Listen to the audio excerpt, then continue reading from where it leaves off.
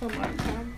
What's happening, y'all? The Misbelief radio show is finna go live, and I'm gonna turn this camera around because we got a fake Dominican Suge Knight here. He got on red on red on red. You heard me? Show us the picture you just showed. Come on, let the Facebook Live see a picture on your phone. Like there's not too many screens on screens on screens. Come on, man. So he think he a boss, right? He think he's a Dominican boss, right? What does that even mean? I don't know. I heard on the movie Woo. I don't know if you could just be saying that. All right, you want to take this, my man? Yes, sir. Because we're going live on the air in 2 minutes. You heard me? Mm-hmm. That boy Bats ain't here yet, but he gonna jump in, pop it and drop in. In the meantime, my homie Madania Graves. What's poppin' with y'all? Is here. How y'all doing? That boy Bats come out over in the booth, ain't he? Yes, he is. He ain't seen No, he don't. They is. But man, we got a pretty interesting show, y'all. We got some music artists. We got some young millennials, making some noise in the city. Fighting for the right. Fighting for their rights. So we're gonna more on that later. Stay tuned. Ready? Yeah, I'm in the place. I'm ready. We're definitely ready. Hey, Oshun. Hi. I'm under the weather, but I love you. Beautiful, beautiful, beautiful. Y'all hear that? I hear that. We can make it if we try, just the two. Just two of us.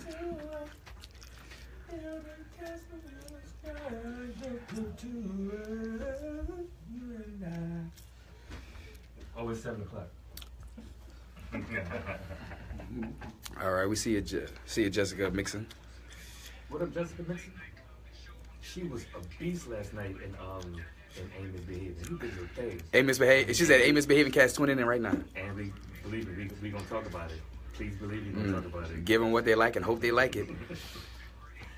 And let them do it just that way. Look at Rahim.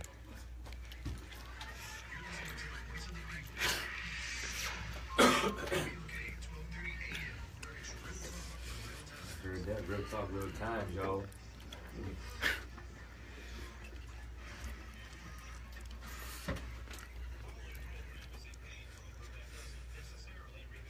I hate that disclaimer. That's all right, though. Ain't that bad.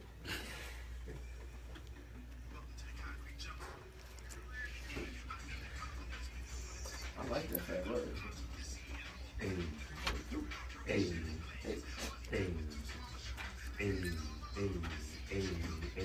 I said, what's happening? What's happening? What's I up? said, what's happening? Hey, what's happening, y'all? Welcome to the Misbelief radio show here on WBOK AM 1230, and I am your host, DC Paul, the Millennial Arsenio.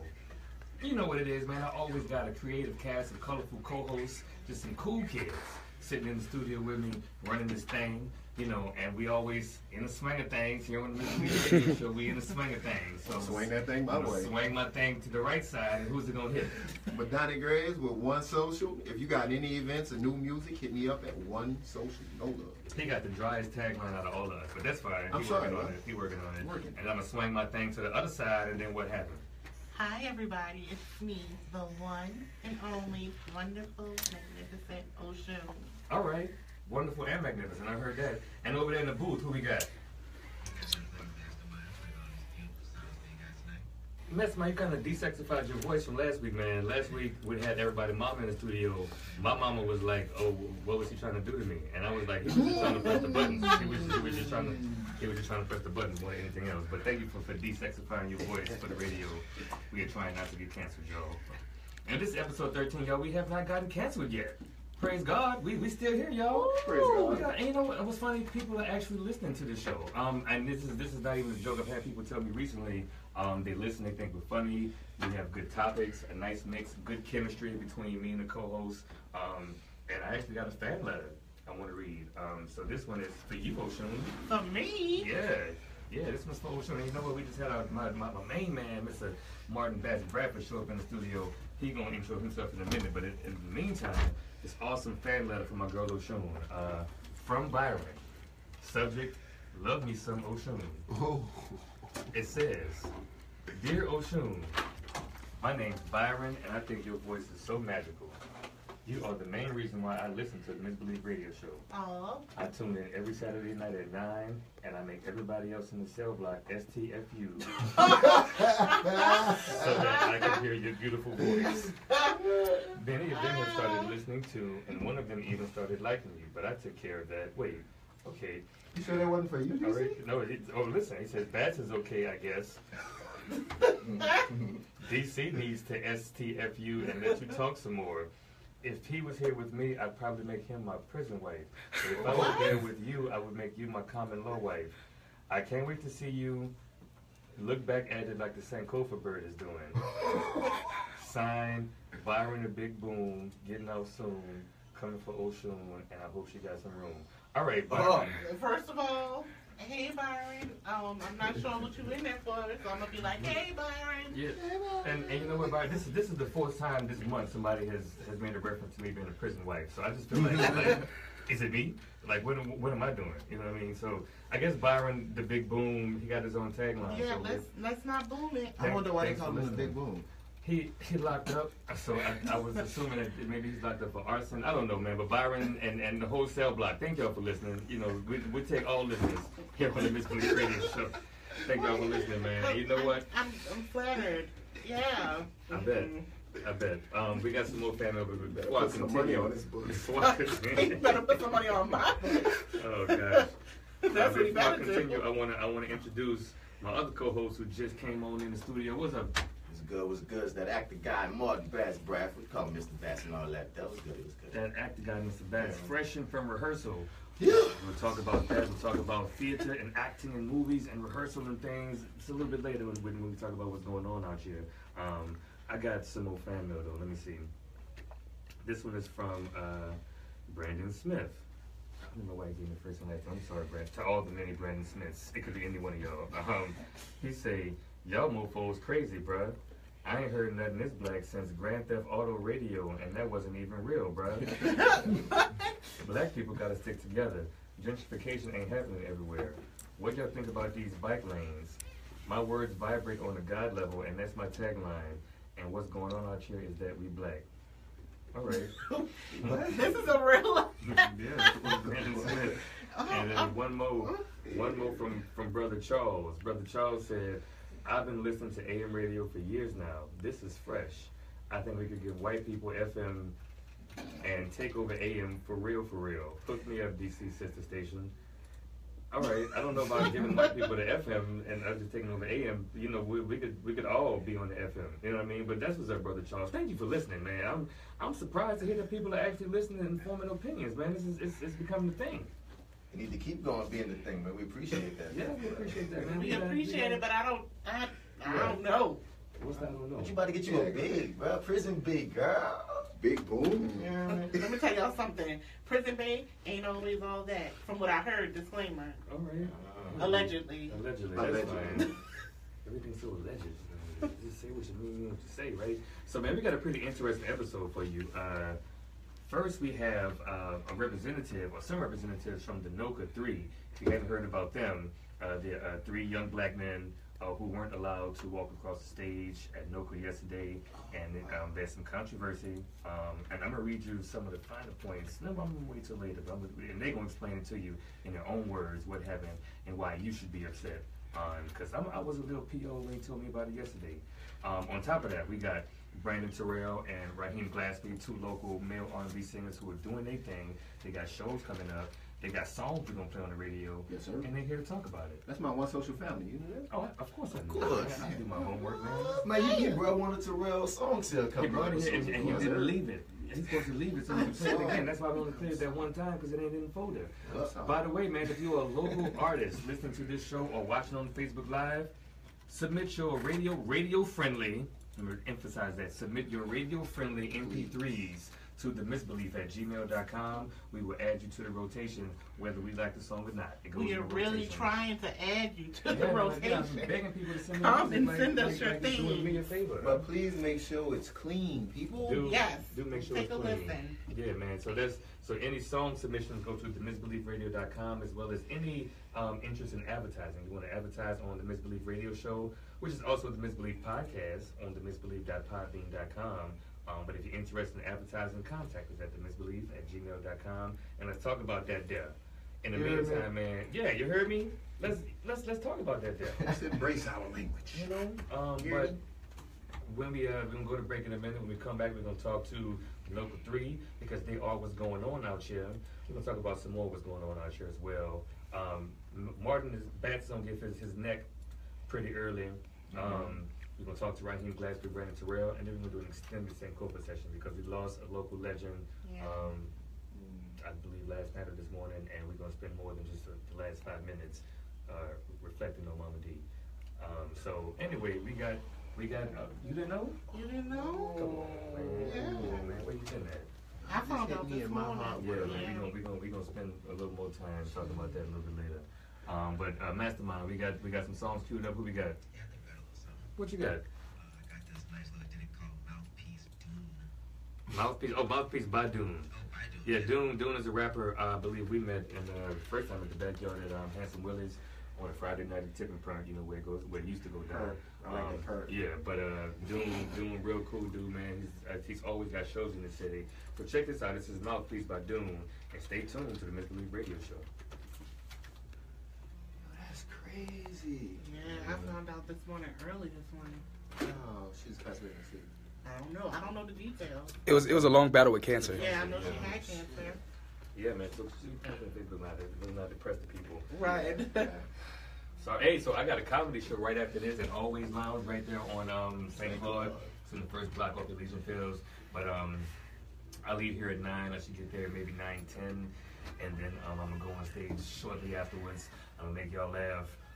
Oh, that's what I wanted to say. What? No, go ahead. No, I was just saying we gotta drop that in the one social events. Okay. Gotta drop that in. I might as well start keeping y'all updated, but I got a website coming soon. I want to state for the record that my mother wants to exchange me for Martin. She was like, I always wanted another son, and he's so mannerable, he's so handsome. I don't know how long she been knowing me. She ain't never said that about Cause me. you're not mannerable, you're not. You say I'm not mannerable, say I'm not handsome. Tell that lie. Ray Charles say I'm handsome. Yeah. I don't think it's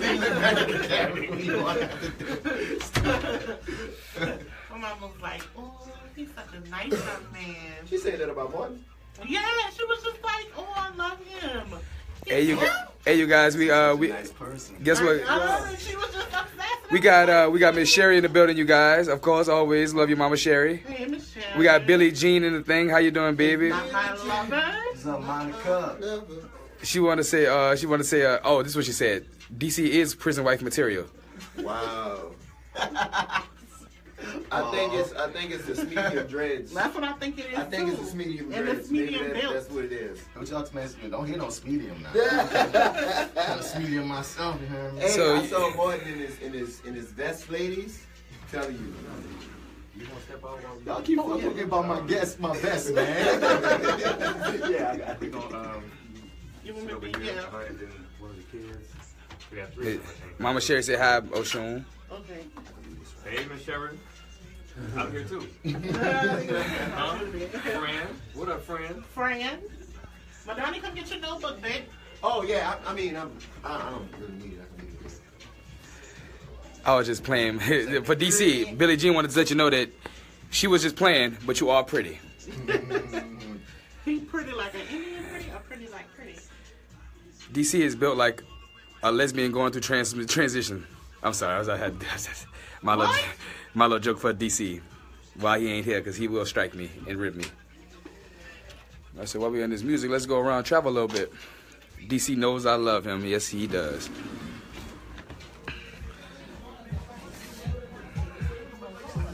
We're here today with, this is Facebook Live. Hey, what's going on? Facebook Live. Hey, what's going on? Hey, is that Lou? Hey, Ison Axe in the building was my son, Rahsaan, one of the Nova 3. And some of the students that walked out on the graduation. So happy to be here. Thank you for having us here. They said they treated like Mary McLeod Doon and walked out on Bevy I DeVos. just heard about this, so I know y'all about to tell us on air, but what happened? What happened? Like before we go out and get into detail, I'm sorry. Okay. 3 to 4 black men denied access to graduation at no good, which is super racist. But he sells it all. I was trying to Google it and I couldn't find what I want to find. I'm so sorry. Next time I want to say it on the Facebook Live, it's going to spoil it. I want to talk about it over there. We also got Brandon T in the building. Look at Brandon T with the soldier rag. Look at that boy jeans, though. Look at that boy jeans, man. Oh my God. Boy got on leggings. No, huh? Boy about to I can't do it because I can't do it. Listen, I can't. Is that Lulu? Hey, Lulu.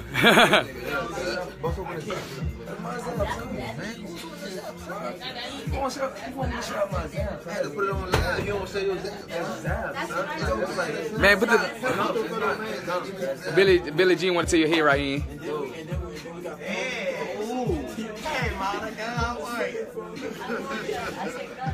This Facebook Live, everybody get on this thing. All right, Lulu. Tell them what you eating today, Lewis. We had WBOK and I'm eating zap. What kind? You got the spicy spicy Cajun crawfish. New Orleans on. That one in the voodoo, they said the voodoo is nice too. I don't know about the voodoo. I don't know about that. You buy that one? Yeah, you fly, son. Let me get you on there. You fly, boy. Ooh. What is you doing, baby?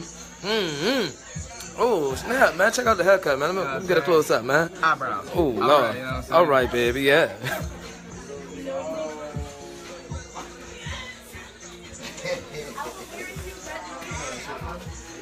Billie Jean want to tell you, Lewis, that you were right. That is the best flavor. She want to let you know. She wanted to tell you that you're right. It's the best flavor. I'm always right. I'm Lewis. 7 times out of 10. 7 times out of 10. Oh, man, we lost 10 live viewers because of that. Now I'm playing.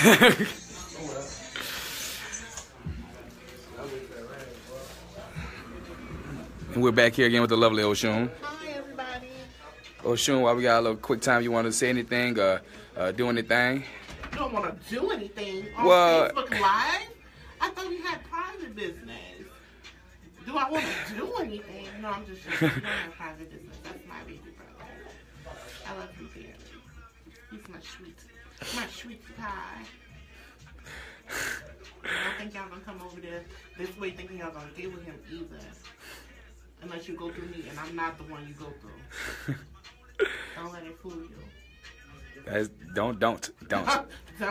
Where you got those glasses from? My cousin actually gave it to me and said it went good with my skin tone. So I was like, all right, I'll keep them. I actually like them. You look very 80s. Oh, thank you so much. And also shout out to Sean. I see you out there, man. I'm not gonna say Sue Whoop. Well, I said it, but I don't mean it. But hey, Sean. Hey, brother. How you doing? He really does not mean it. No. Guess what? At the end of the day, he'll get that. You know what? But talking about that foolishness. We missed you last week, though. Oh yeah, I had a great time in Miami. Some people watch a lovely time in Miami.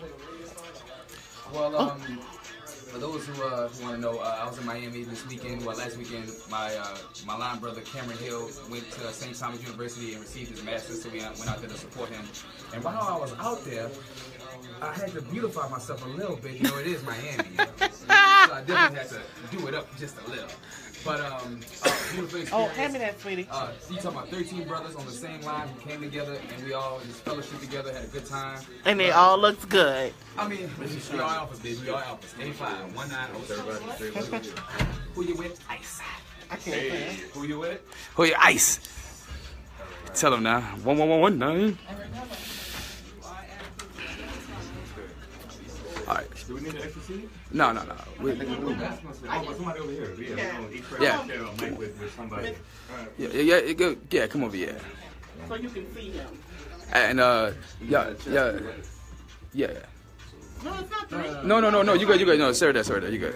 Actually, once you sit at that mic so that we can talk back and forth. Sean sounds like a great value genuine.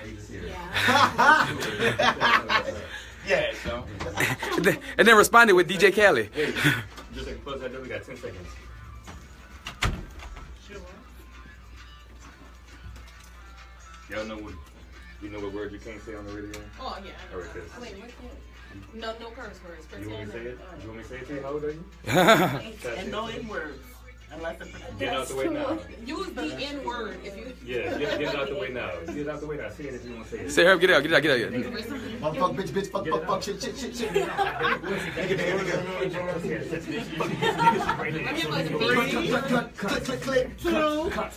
Cut. And we are back. What's happening, y'all? We back here with the Misbelief Radio Show, having fun here in the studio at WBOK Studio. I'm DC Paul, the Millennial Arsenio. We're going to do a quick intro about our co-host. Who we got? the one and only lovely Oshun. And then who we got? It's that acting guy, MisterBats. What's your name? And over in the booth, who we got? I heard that, man. And this is the Misbelief Radio Show, where millennials talk about millennial things, man. We give you that sweet street fruit juice for your soul. And this segment is called What's Going On Out Here? What's going on out here? You heard me? And what's going on out here, man, is have you heard about the Noka 3? The Noka 3. Yeah. Let's talk about the Noka 3. Give me a second to pull up these notes real quick. Well, I know that we have at least one of them sitting here. What's your name, son? Brother, Rahsaan. Rahsaan Ison. Yeah. And I talked to you on the phone yesterday, man. You've been going to Noka for the past 4 years, right? Yeah. What's your discipline? My discipline is media arts. I'm looking forward in media. Nice. And what do you want to do with that? Well, right now I'm making a lot of music. I'm producing a lot of tracks. I write. I score movies as well. Oh wow. I mix and talk about it. Yeah, I do a lot of stuff. Okay, good, man. Because I really want to highlight the great and positive things you're doing first, man. How old are you? Yeah, I'm 18. What year were you born? 1999.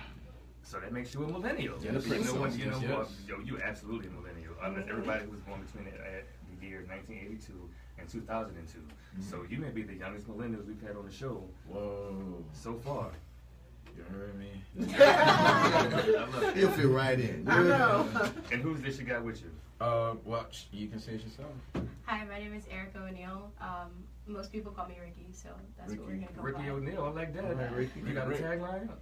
You No. look like you got a tagline. Okay, and what do you study? What did you study at Noka?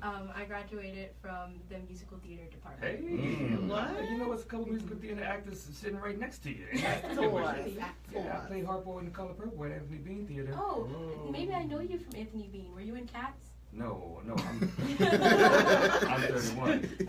Can we add these I saw kids? Cats. I see it with one. Well, you may have seen me. I was Jenny Any Dots. Oh, you with Charmaine Neville, right? Yep, Charmaine Neville. Nice.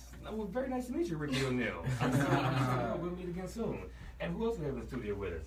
I'm Ashana Bigard. I'm an educational advocate with FLIG, Educational Justice Project, bunch of stuff. But I just advocate on behalf of youth, parents, and everybody who's getting messed over in our white supremacy system. I heard that. Oh, so before we get into I it, said we got to get the ball rolling. You heard me? Right, hold on. Before we get into it, do you guys know what a misbelief is? No. Ma'am, you know what a misbelief is? It's a flower. So A Chinese plum, the fruit. Yeah. So you aware? You guys know what misbeliefs are? No, No, educated. I've never. Oh, okay. So You probably never heard of it as that You title. possibly have seen them before. Yeah. They bloom for about 3 or 4 weeks in early spring, all around the city of New Orleans. They're like little golden orangish plums. They call them Chinese plums. Oh, Japanese yes. plums. I had those. You have those. I went to Audubon, so they had them like on Yo, the these trees. joints. Okay, and what do you call them? Misbelief? Okay, you call them misbeliefs. Well, I didn't. I called them Japanese plums, but I'm guessing that you call them. Well, yeah, what we do is people call them Chinese plums, Japanese plums, loquats, japonicas, and it's kind of one of the good. Well, no, not That's the not hard kumquat. one. It's That's the hard one. It's Yeah. in the Yeah. family. There you go. The kumquat is more of a citrus. This is in the plum family. And the misbelief is just the common connecting thread between us, the city, and all of our guests. So, now that that's out the way, y'all, the Noka 3. So I came across this post on Facebook by Miss Rahsaan Ison. That's Rahsaan's mother. Rahsaan's mother. Rahsaan. No, it's Rahsaan and it's Rahsaana. Oh, it's literally just an H. It's just an H. Rahsaana. But the way that H is placed, you would think it's a sh, but it's not a sh. I know. It's Rahsaan. Yeah. Silent H. My apologies. It's alright. So Everybody does. Her post said, I'm gonna go ahead and say this person's name. Her post said, Teacher Gregory Smith, hired by NOCA, confessed to cheating. 3 black boys denied graduating last night. Hashtag Justice NOCA 3. And I went down on the comments, and I see Miss Rahsaan said, I've been fighting NOCA for 4 years. This is revenge for being an active parent in my child's life as well as others. Here's the latest stunt they pulled on graduation day. You know what? Should I continue reading, or should I said a story. Okay. Latest stunt they pulled. NOCA claims the hired help. Mister, you better. And I really wish y'all could see her behind this glass right now. Like, yeah, I said it, and I said it again. The hired help, Mr. Gregory Smith, confessed to cheating on the Spanish test for 4 to 5 students. He was hired to help, in quotes, and or monitor like slaves. All right, now you use that simile like slaves. That is a trigger word. Okay, but okay. Yes, of course, Mr. Smith is a black man. Somehow he wanted to come clean and confess to the masters that he had done a bad thing. Mind you, they have not provided any proof. Told us they weren't at liberty to talk about it, and it was being handled internally. The boys were treated unfairly in school and denied help from other teachers. You told me to finish reading now. There was something. She said, it's building up in Should we interject? Is there space to Let's interject? pass it on. It's just something that I want to also say in there. Which I'm reading mom's words now. That was. So you try to correct your mama? That was right. Say that last statement one more time, just so I can make sure I'm not wrong. Mind you, they have not provided any proof. Told us they weren't at liberty to talk about it, and it was being handled internally. The boys were treated unfairly in school and denied help from other teachers. What? And on top of that, he said it was none of our business. None of your business. Okay, fast forward to yesterday. 3 black boys were forced to redo the entire semester in a 48-hour period. Once the work they agreed to do was done, they were still denied graduation. They picked the wrong one to mess over this time. That's what she said, and Miss Rahsaan Patterson is here in the studio co-signing her own words, because guess what? She ain't the one. She ain't the one. She's not. I've heard that. I can tell. Okay, so Rahsaan, give me. Oh, you guys have a prepared statement, right? Basically, yeah. Give me just a gist of what's going on. So yesterday, which was our graduation day at 9 a.m., we were supposed to meet a certain deadline where all of our assignments needed to be done in order for us to graduate. So despite that we did it, they decided to not only ban us from the graduation, they decided to kick us off the premises, and they brought police over because they did not want us to walk. And basically, breathe. I almost want to cuss just now, and your mom is right there. You about to call somebody up? Chill. Yes, ma'am. So, I mean, the basis of it was myself, Rahsaan, Reverend Watson, and Reverend Calhoun sat in a meeting 3 days ago. Because of the cheating, they had wiped out all of the work they had done. And we said, well, he cheated on 8 tests. Why was all of their work wiped out? So Rahsaan is on, and if you don't mind me saying, Rahsaan and the other young man is on a 504 accommodation because of stress. And the stress is caused by trauma that actually the school caused them. So they get panic attacks. So because of that accommodation, we asked, y'all messed up with the first accommodation by hiring somebody who did things that you said lacked integrity, right? That's your fault. So now we're asking you to accommodate them with the work, because now you're saying they have all this work to do within 2.5 days. They said that they would. So they said they were going to knock it down to something that was doable by Friday morning. And if they did the assignments by Friday morning, they will be able to walk. Friday morning, the day of graduation. The day of graduation, 9 a.m. And they did do it. Like y'all did our whole class, like the thing about the NOCA class of 2017 is that we're a family. Like it doesn't matter what type of background you're from. The only thing good I think that came out of NOCA was the education and how it united us. We had to go through a lot of things. We had a lot of fallouts with each other.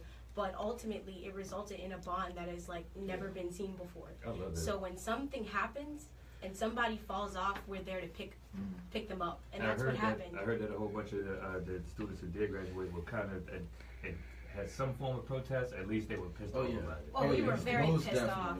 Like I said, since the jump, we knew things weren't going to be like as easygoing for them as it was for the rest of us. And when things like hit that point, I think it was around Christmas time, they were moved to a separate class by themselves. Like, it kind of hurt us because they were like part of our family, but they wouldn't be with us and they wouldn't be seen. And I think the school made that like something very intentional. Yeah, people know how important these things are to high school kids in their formative years. You know, like developing. They took their pictures with out friends. of the No, they there's didn't. a board. Oh, yes. yeah, That's they petty. did. No, They took our baby pictures out. Not the baby pictures. Yes. I'm not even talking about at Not the even actual that. graduation. Noka has a screen that shows like memories like from Poverty Point, from performances that have occurred, and their pictures were suddenly gone. Wait, hold up. I'm just a little lost right quick. A little lost. So, you cheated on a test. Yeah. They didn't cheat on him. No, he didn't cheat. His teacher cheated cheated for on him. Yeah. That The they hired. teacher at Noka cheated. Yes. Got y'all name wrapped up in that. Yes. So y'all was told y'all wasn't gonna be able to graduate Yes. unless y'all do what's this work? Spanish coursework. So a whole bunch of work that took like all semester to do. All semester. You have 48 hours to do a semester's worth of work because the teacher at Noka cheated, got your name wrapped up in some crap. But I They really did. want to enhance that point. He's gonna go into a whole other segment. I'm just trying to get clear on this, right? Because some of it, because yeah. even in that statement, I was kind of confused with the level of, wait, hold up. You about to say I can't walk, and you about to tell me why I'm not about to walk, and it's none of my business. Then you throw on top of it that they say not only could you walk, but there's them people on you, was gonna call the police to get y'all taken out, and you got erased. I'm sorry, go ahead, keep talking. It's like, wait a minute. They called state troopers, and not only that, State troopers. yes, and hold on. It was 7 cars. Anyone that was black or that walked by that didn't look really dressed, they asked them if they was a part of our group or our crew across the street, and they said, if you're a part of them, you cannot walk into this. A part of them. Them. You're them. Them. I'm them. Anybody with them? Suddenly he became them. But like- just to clarify, state troopers were saying this. It wasn't the Noka people were probably somewhere behind the gates.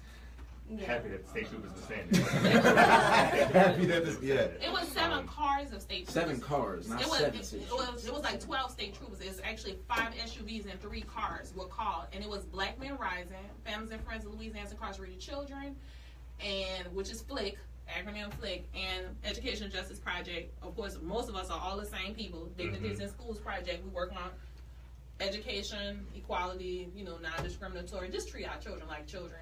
Like human beings kind of work. And it wasn't even it was about 30 people out there. But it wasn't that many people out there. And of course, a lot of the graduates came in and out. A lot of them came before and stood with us and protested. And of course, a lot of them came afterwards. And they were hurt. And the other problem with this is that they hurt children who were graduating. This was supposed to be one of the best days of their lives. And they're standing on a sidewalk crying, embracing their friends because you have hurt them. So this school doesn't just oversign his family and the other 2 boys an apology. It owes the graduating class of 2017 an apology and the community the fact that you have continued to do this quest. When we went to Lee's Circle said that he had experienced discrimination at Noka. So we know this, they have a tradition, an institutional tradition. And so for the board to, when we requested that meeting, to not only not answer us, to say we cannot meet with you, but to have state troopers escort us off the premises for asking for a meeting to address it, is not only a shame and immoral. And it was embarrassing. It was so embarrassing. And that's something that I have to remember for the rest of my life. That's how you for taking your pictures out of the collage and things like this. That seriously hurt me.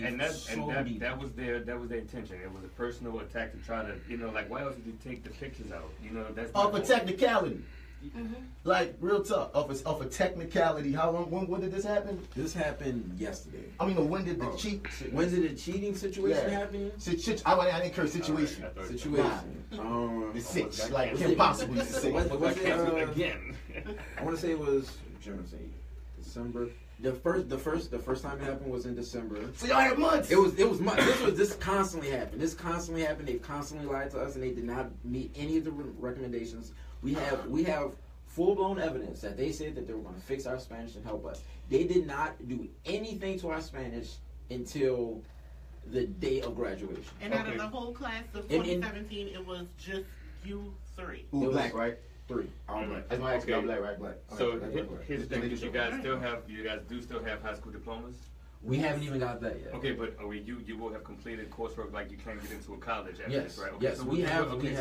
So let me because this is gonna be honestly, I feel like will be a small drop of water in like your what you're gonna do in life. Mm-hmm. So what's the future for you? Like where you going to college? The What you future gonna do for next? me, well, right now, since I don't have my grades, I can't necessarily tell where I'm gonna go. Ideally, but the idea, I've been talking to Loyola, and they said that if my grades are good, I'll be able to get into Loyola. I also have been able to put in applications for Tulane, UNO, and if all else fails, I'm gonna just go to Delgado and spend my last year like one of my favorite colleges, save up the money. And I'm gonna go ahead and say this: as a millennial, don't shy away from going independent. You don't necessarily have to go. Right.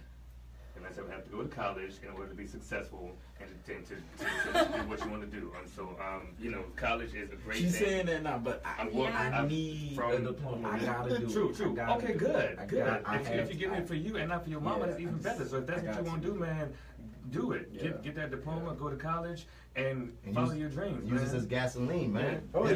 This is the you already got it in you. This that fire that gets sparked. Y'all won't hold me back. Screw y'all. I'm gonna get it despite. And that's why I'm here like talking about it, because like it's not just me at this point. It's happening to so many black kids. Like on my graduation, they had to help another kid like walk because of like a $50 fee. It was because of a $50 fee. No, what was it? It was so. He made a rap song. It was a rap. Oh, he made a rap song. Was it? For that hip hop music, I'm about to die here. For that hip hop music, you hear me? All right. Whoa. We're trying to talk about the future. Whoa. They had cursing in it. Okay. Yeah. After school. Yeah. It was. DC saying he don't want me to get serious and angry right now, Because so I'm about to this is a chill. lighthearted comedy show. We talk about the real talk, real time, lighthearted comedy show here on TheMisbelief. And we give him a moment to get angry. No. I don't want it to come too early. So. I'm not. I wasn't even getting angry on the show. No. I'm about to get angry, but I'm gonna. It's cool. We good. All right. So, what's your future looking like? What you gonna do next? I have already been accepted into Loyola, and I plan on double majoring in business management and history. I think in the future, Rahsaan does a lot of music. He's very under telling you guys how established he is, and he didn't even mention the album that he has been working on. And I know everyone has an album, but we have been working on this album for so long. I heard that. And listen, if you have any radio-friendly music, singles you want to submit, we take that from all local artists, especially from young millennials. So when it's ready, whenever it's ready, man, hit us back. And I wish y'all all the best going forward. And listen, don't stress about this for too long, because next month you're going to be looking forward to the future, whether that's, where you're applying to, how you're applying your life and your energy. That's what you should put your focus into. You know what I'm saying? Like this, Noka has been on some BS. I went to Noka. I went to the old Noka on Perrier Street, and then when we moved to the new building, I did not make it past the second level.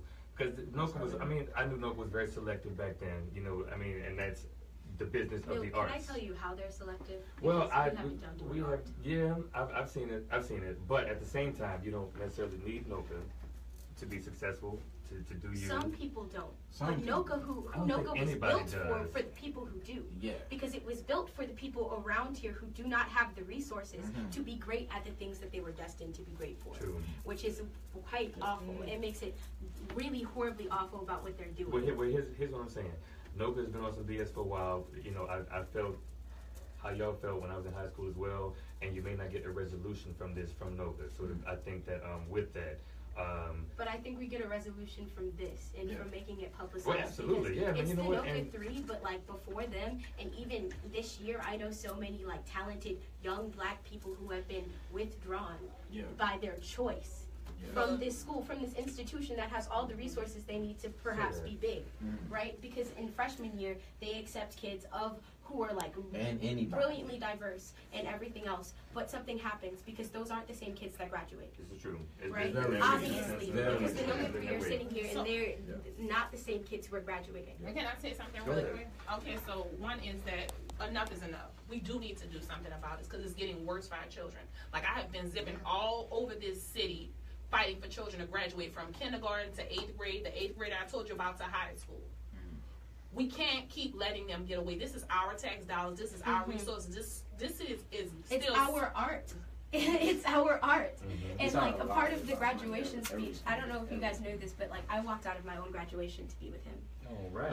My parents told me that if I didn't walk, that's Tales to the Studio when that one. That's young solidarity is just so beautiful, so beautiful. I mean, yeah, my parents told me if I didn't walk across the stage that we'd have some issues. Like we talked it out, but I took it upon myself. I said, if you guys want me to walk across the stage, that's fine. I've been here for 4 years. I will walk. But I kept walking out the building, and I walked across the street, and I stood with them, and I protested because he should have been walking with me too, and we shouldn't have been standing on that sidewalk, because ultimately it's a school, and it's about the growth of children. It's about nurturing them to do better things, and not the school to prison pipeline that you're sending these 3 boys on. Are you sure you're a child? I have some questions about the authenticity of the word. So great to have y'all here, and we're going to continue to talk to the Facebook Live because we're going to break in a minute. Thank y'all so much for being here. Introduce yourselves one more time. My name is Rahsaan, Ison. I'm Erica O'Neill. Ashana, Rickie. Bigard, please hit up Lady Families and Friends of Louisiana's Incarcerated Children. Hit us up. We need support. Yeah, so y'all need to, is there an event, is there another something you need to do? Oh, yes. Oh, yes. Well, so we have another chance to do this all over again. I have another graduation date, Monday. It's Monday. As of right now, we know that I am not walking on Monday. That's what they're telling us. But hopefully, we can probably get that changed with y'all help.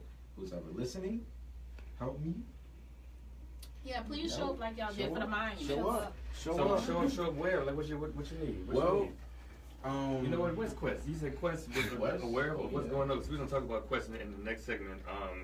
But we gotta go to break real soon. We got 2 songs queued up. Mastermind. Yeah, we got 2. All right, man. Thank y'all so much for being here at the Misbelief Radio Show. Stick around and talk to the Facebook Live. Give them some more details about how we can help y'all out. Okay. And thank y'all, millennials, for being here, man. Stay tuned to the Misbelief Radio Show. We'll be right back real soon. All right, we got people. We got Joe Johnson in the building. We have is it Nihal D. Sweet Raymond, Bryce Duplessis. I know I say Duplessis. Christopher Newton, Nyla Howard. We also have a few people just talking about the situation. Oh, my mama's in this thing. Hello. And funny, it's my mother, but she said, "Hey, DC Paul." What up, Mom Steelers? Hey, so what up, Malik?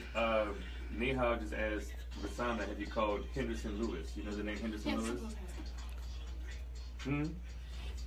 Because of the separation, because of the separation in schools, Henderson Lewis has no power. Like, see, the problem is like, Anoka's a state school, so they answer the legislature. So even if it was one of the schools that Henderson Lewis is supposed to have power on, because of all the charter schools, we have 54 districts, and they all have autonomy. So the process is the board. Like, the board is accountable. So, I mean, if people know Anoka's board, please hit them up for us and be asking them, why aren't you dealing with these inequity issues? Because it's been happening, and we're not going to take it anymore. So it's going to get personal real soon. What we're going to, maybe personal suits need to go out. I don't know, but it's going to happen. Because in today's time and the culture we in and what's going on right now, we tired. You feel me? Like, we ain't about to be ruled over. And it's sad that our babies have to suffer for the fact that they did everything they were asked to do. Call Rickie in here. It's you know what's funny is that Martin Batts was so pissed off he fell out of his chair. That's how mad he was. Here's the Rahim, and you already know that. Yeah. And wait, what we want? All right, we want to say hello to Jaleesa Danielle. Hello, Jaleesa. How you doing, baby? A lot of people are talking about this, you know. There's like, and they say, hey, DC said they're right. They don't need NOCA, you know. But like your girl Rickie said, NOCA was set up for kids in impoverished areas and who didn't have the resources to have the resources they really need. But you don't need it. You don't need it. You can sit right there because it's in. But and Jessica Mixon, who was a amazing artist, she said that she didn't go to NOCA and she did all right. And then D. Sweet Raymond said Jesus didn't go to NOCA. But it's not the fact about them not being able to go to NOCA. Yep. It's the fact that these babies put in their work and they want they just do. I don't give a damn if they was going to Jesus Christ Academy and let them be saints. They want their damn diploma, and I don't blame them. It has nothing to do with the institution. It's the purpose and the principle. Exactly. And those kids are robbed out of their opportunity, out of their hard work. Did you hear how amazing those babies spoke about their passion? Oh yes, they speak very, very, very eloquent. You know what I'm saying? Very intelligent, and precise. They know exactly what they're talking about. They know where they're going. They know where they came from, and they know where they only way to. Exactly. They know where they at. Exactly. And they know where so they they have the cards they dealt, and they are literally just trying to make it work. But you know what's funny? Every time somebody starts a revolution, it's always got to be like Jenna 6, Mississippi 5, Noka 3. Oh yeah, he just finished doing Aladdin for the thing. But while we all here, you know what I'm saying, and we just gonna lighten it up just a little bit, and we're gonna lighten it up over here with this dark brother right here. What's that, baby? Look at that boy, man. Stop it. You know what's sending that number to this Facebook Live. I hope you know that. Smooth as fire, Do me like that. I got my cutting in, man. My jeans a little tight. Man, so we may not be able to talk about all of what's going on out here on the radio because we ain't. Well, it's only 7:43. It's all right. We gotta make it a little speedy, but you know. That statue came down. They should put man, P up there now. You remember put the P on top? They call it. Shout out to that boy Michael Questmore. He did that. And the ancestors. I mean, not the ancestors, and the leaders of the ladies who helped that's been doing as well. The ones. Elders. Yes, the elders. Yeah, everybody. Bro, can I tell y'all, I've never seen so much hate. I've never seen so much hate in my life. In person, huh? It's crazy. In person. Yeah. I went out there when it was like the night before. And when I tell you, I've never seen so much hate. And they're literally trying to justify why we should keep slave generals, and I call them slave generals because I don't care what you say. You were fighting for the capture of slaves, yeah. To keep slaves. Like, talking about slavery? Oh, yes. Jesus Christ, Mark. I'm sorry. We ain't been taking notes of what songs we were playing this episode. Nope. We've been trying to get more organized. That's why the podcast always uploaded on the Tuesday instead of on the Monday. So I gotta go back and listen and figure out what song it is we played. But we should have them in it's a part queue, of the work. right? It's part of the work. Well, the queue is the queue is over there, and I take it home and do it. You know. I have him write them down while he's in there. Yeah. Notes for next time. He ain't doing LeBron nothing. James. LeBron James. LeBron James. Badge gonna share this one with me, and then two y'all share that one. Look at that boy. Look at that boy, Rahim Glaspy with the glasses though. You want him to come over here? Flip him down. Show him what they're really hitting for. What? I'm not singing. Look at that boy right there. Now tell him, don't I look good? Is Lou still here? Ooh, that boy. No, he told me that he didn't handle her. This is my brother Madania. Hey, what's up, y'all? Madania like DC's prison husband. Like them slim dreads. Billie Jean said you are prison wife material. That's what she said. That's what she said. You know what I'm saying? She said you built like a 16-year-old lesbian. That's what she said. Oh, that's real ribbon. That's actual ribbon right there. I do feel pleased. Can't leave you, baby. Can't leave you, baby. I had to make sure that man wasn't too close to you. But Brandon T, my God. Man, look at the boy with the soldier rag. I just don't. You know what I'm saying? Boy, you like you got a bottom girl in your mouth. Like you need to have one. Rahim is bringing Dwayne Wayne realness. No, huh? Thank you, baby. He said, "Yeah, statues down. 45 still our president. Boo. Well, we can't take his ass down. Not yet. Well, on top of talking about taking statues down, they arrested Uncle Louie, y'all. The man that he was standing on he popped somebody in the 40s in Florida. In the 40s? I mean, not the 40s, in the 70s, 40 years ago. yeah. He was in Florida, and apparently he got caught up in some mess. We don't know yet. That's what we don't know yet. He's been arrested for it, allegedly. Allegedly. Let you down. Because, I mean, that man... I feel like if you get away 40 years, the police should be like, you know what, you got me. What they call them? They call them cold cases. That when something gets hot after so many years, someone picks it right back up. Yeah. I mean, yeah, no, That's one of the things your boy that got arrested. I just was listening to music, but the dude that got arrested. I decided to do some out shit to the Facebook Live. That's fine. Yeah, ain't that screwed up though? Like, I mean, I see both sides. It's screwed up that you got caught after 40 years, but if somebody's been looking for justice, I mean, their family been more than that. It's still alleged, right? It's alleged, but I just read another article about that, man, and it's alleged, but it's kind of like. Ni hao, yes, we will talk about Mama D. We'll talk about that. That'll be in our same conversation. So, Mama D. Yeah, she died. Everybody's finding out live. I know. Everybody found out. Cancer. all right, y'all. We got Jamal Clark in the building. We back. 20 minutes. 20 10 seconds. seconds. 20 minutes. 20 minutes. God damn, I gotta go roll and smoke a blunt in 20 minutes, huh? We back. And we are live. We are live on the MisterBelief Radio Show. I hope that No. Awesome. You gotta get canceled, DC. Listen, every Monday, I expect to get a phone call from the station manager like, listen, that stunt y'all pulled, that's it. Done. Cancel. We're out of here, baby. Cancel. It was nice knowing you. Oh, man, this is DC Paul Millennial Arsenio here with the MisterBelief Radio Show on WBOK AM 1230. And who are my co-hosts this week? It's that acting guy, MisterBats in the building. Spell that Mr. out. Yeah. And who we got? The wonderful Oshun. And then next to her? Madania Graves with One Social. Yes, sir. And then over in the booth. Mastermind. What's happening, my man? Who was that? You tell me. True. What was that last song you played? That last song I played was called Affirmation. By who? Oh, man. Okay, you're right. How's your other job going, man? You still the business going well? The phone sex thing. Oh. Oh, that song Affirmation was actually by my stepbrother, Devon Slade Stacks, I believe is his name. Troy. I'm going to drop his government name. Troy. We tried. Troy making music. And we still talking about what's going on out here. Madania with One Social is here with two of his artists. What's going on? You tell us, man.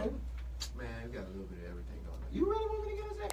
We're gonna start with who's these two cool cats who apparently have on shades inside and skinny jeans. It's night and it's raining and they got on shades inside. So who are they? I technically don't have on. You have on Dwayne Wayne shades, so when you flip them up, you look like Mickey Mouse about the face. But okay, that guy's always been cool though. But introduce yourself. Let's know who you are, right?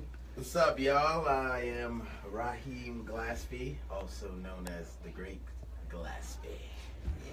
Wow. What's up, people? I'm Brandon Tarell, known as Brandon Tarell. And they are two local R&B singers. If you can't tell from how cool they are on the microphone, these are two local, soon to be international R&B singers here from New Orleans, man. They're making moves. They got shows coming up, is what I heard, huh? Yeah, man. Yeah? Yeah, we both have shows next Thursday. This Thursday coming up on the 25th, I'm going to be at the Dragon's Den with Mark Caesar, Sheba Songs, Wade Be Chillin'. He won the NOLA Awards for the best male R&B artist. Okay. So that's what was the name of that show? It's an R&B cover show, so it's gonna be fun. I believe it's karaoke. But they're still doing originals though. Yeah. Okay, and then Brandon, what you doing on Thursday? Thursday I'm at Hot Hood Lounge. Myself, Stephon Renee, Erica Flowers. It's like this little thing that Progression do with Gossip and High, so decided to turn it over there. So that should be dope. Oh, it should be dope. Nice. So, no, go ahead. I'm sorry. You had something. So Rahim, I'm interested in. First of all, I'm interested in your style. You're a dope artist. You've always been doing it. Got one of the best live shows in the city. Oh man, yes. So with your name, right? I always get this. Always get it. And you know where I'm going with it. Do sometimes people get your name confused with Robert Glasper? Mm-hmm. Yes, they do. I will say that one time. Yes, that happens to me Well, fairly well, not as often as you would think, but often enough for it to be noticeable. Yeah. Yeah, one time I was planning a show, it was No Shave November of 2015, I believe. And I had, here's a little bit of quick backstory. I had just got out of jail. Right? We will right. talk about that one day. I just got out of jail, and I was this one time. I was on a train coming back from That's Illinois. where the prison wife comments are coming from. I was on a train back from Illinois, and on that train ride, I put a show together. So by the time I got back to New Orleans, I had this show in mind. I'd already booked somebody. So I called my friend and be like, yeah, I booked this show. I'm doing this. I'm doing that. I got Rahim Glaspy. She's like, you got who? Rahim Glaspy, you making moves. Like, you just got out, you already making moves. I was like, yeah, Rahim Glaspy. She's like, I love the Black Keys, or the Black Radio Project. I was like, no, that's not. Robert Glasper. That's Robert Glasper, and I wish. but Rahim Glaspy, I mean, I know him personally, and I definitely enjoy him just as much. I ain't never met Robert Glasper in person, so what? Robert Glasper is a funny guy, by the way. He funny? He is a funny guy. He makes great music. Well, Rahim Glaspy's a funny guy, too. This is true. And you know what, Rahim? So you, I'm going to go ahead and talk about you real quick. So you are a funny guy. Your live stage show mixes some elements from your theater background. Yes. And as well as you do a little bit of comedy in between. Talk about your theater background and your stage. Well, I've been doing theater since I was 5. So that's 20 years at this point. Yeah, buddy! I just closed the show with my kids. We just did Aladdin Jr., which was great, just this past Tuesday and Thursday. I also was Jimmy Early. I think that was my most fun character. That's how I met this guy right here. And what show? In Dream Girls. That's right. Yeah, Jimmy. Woo! Baby. I really like that voice. And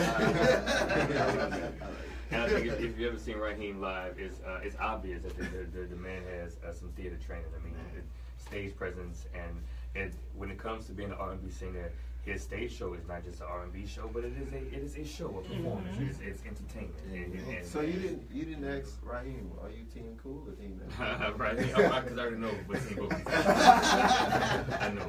So Brandon, man, what's up? So we were talking earlier, man. You know, there's a lot of local artists in this city in different genres, and as we talk about local artists, R&B singers from New Orleans, R&B singers aren't first one that come to mind, right? And then when you think about male R&B singers, I can maybe name 5 or 6, but I mean, I see y'all often. You know what I'm saying? Like, why you think that is, man? I mean, I think it's a culture thing. You know what I mean? Something long overdue. New Orleans has always been known for jazz, brass music, or rap. You know, they never had somebody big and bounce. Yeah, and bounce. You know what I'm saying? So they never had somebody to really make it on an international stage for R&B music. You know what I mean? PJ Morgan's doing his thing. PJ, he's getting that. He's getting that. But at this point, everybody that's it, whether you are Luke an infant or you old, you know what I mean? You still used to hear about No Limit Cash Money or any of the local artists you don't hear about. Like when Courtney always even was doing her thing, she wasn't talked about as much as she should have been. What do you mean was? She don't sing no more? Well, yeah, she's still singing, but you know what I'm saying, when she was at that you know what I'm saying, that level when she was at what she was doing. Okay. Yeah, so she wasn't talked about as much as she is a phenomenal singer. But, you know. I think this, if I can talk to that for a minute. I think that when it comes to R&B music coming out of New Orleans, our local vernacular is so strong, in the way that we talk, that I don't think that can quite transfer over to R&B music. I don't agree with that. Well, but look at it. I think we sometimes have a sing-songy way of talking. I think definitely. That's what got a lot of Cash Money over the fact that they was kind of singing when they rapped. But once again, that was hip hop. Yeah. When it comes to slang terms and your local vernacular, if you look at New York rappers, when you look at Mississippi, where that twang is strong, that translates more to hip hop. Well, even still with singers though, like those singers, it's not like you singing "Whoa, they Yeah, I come ain't over," you know what I'm saying? like Like, that. Right. We We still out there like that, but I'm singing to you. But you know something? You are a songwriter, right, Brandon Tarell? Yeah. Mhm. Can I challenge you to write a song that uses a bunch of New Orleans slang terms and then that'd be dope. Because they'll still love it. They would, and you can call the song "You Heard Me." And look, we're gonna debut on WBOK. Please, Make sure I do Because that. that is what made juvenile pop. When High dropped, Right. people would just Huh? New Orleans is Right, still such a right, mystery right. to the Right. world. Yeah. Right? You see what you keep right? But that's part of the. But when you say when we say Yeah. when you say that the reasoning for R&B not crossing over is because of twang, and we look at twang never stopped any other artists. If anything, it made them more interesting and made them people want any other area. any other areas more gravitate to them. I don't think it's necessarily the twang that stops us. I think it's just culture, man. I think what he's saying is it's been passed down. And I'm not and saying we don't that appreciate our male R&B artists Right, that's as true, much. too. You And- feel me? and trust me, I want dope R&B artists. No, I ain't saying you don't, dog. I'm not saying that is necessarily wrong. I'm just saying when I talk to a lot of producers and when I talk to people that I'm like, okay, I have an R&B singer for you. Can you listen to his music? Right. Where is he from?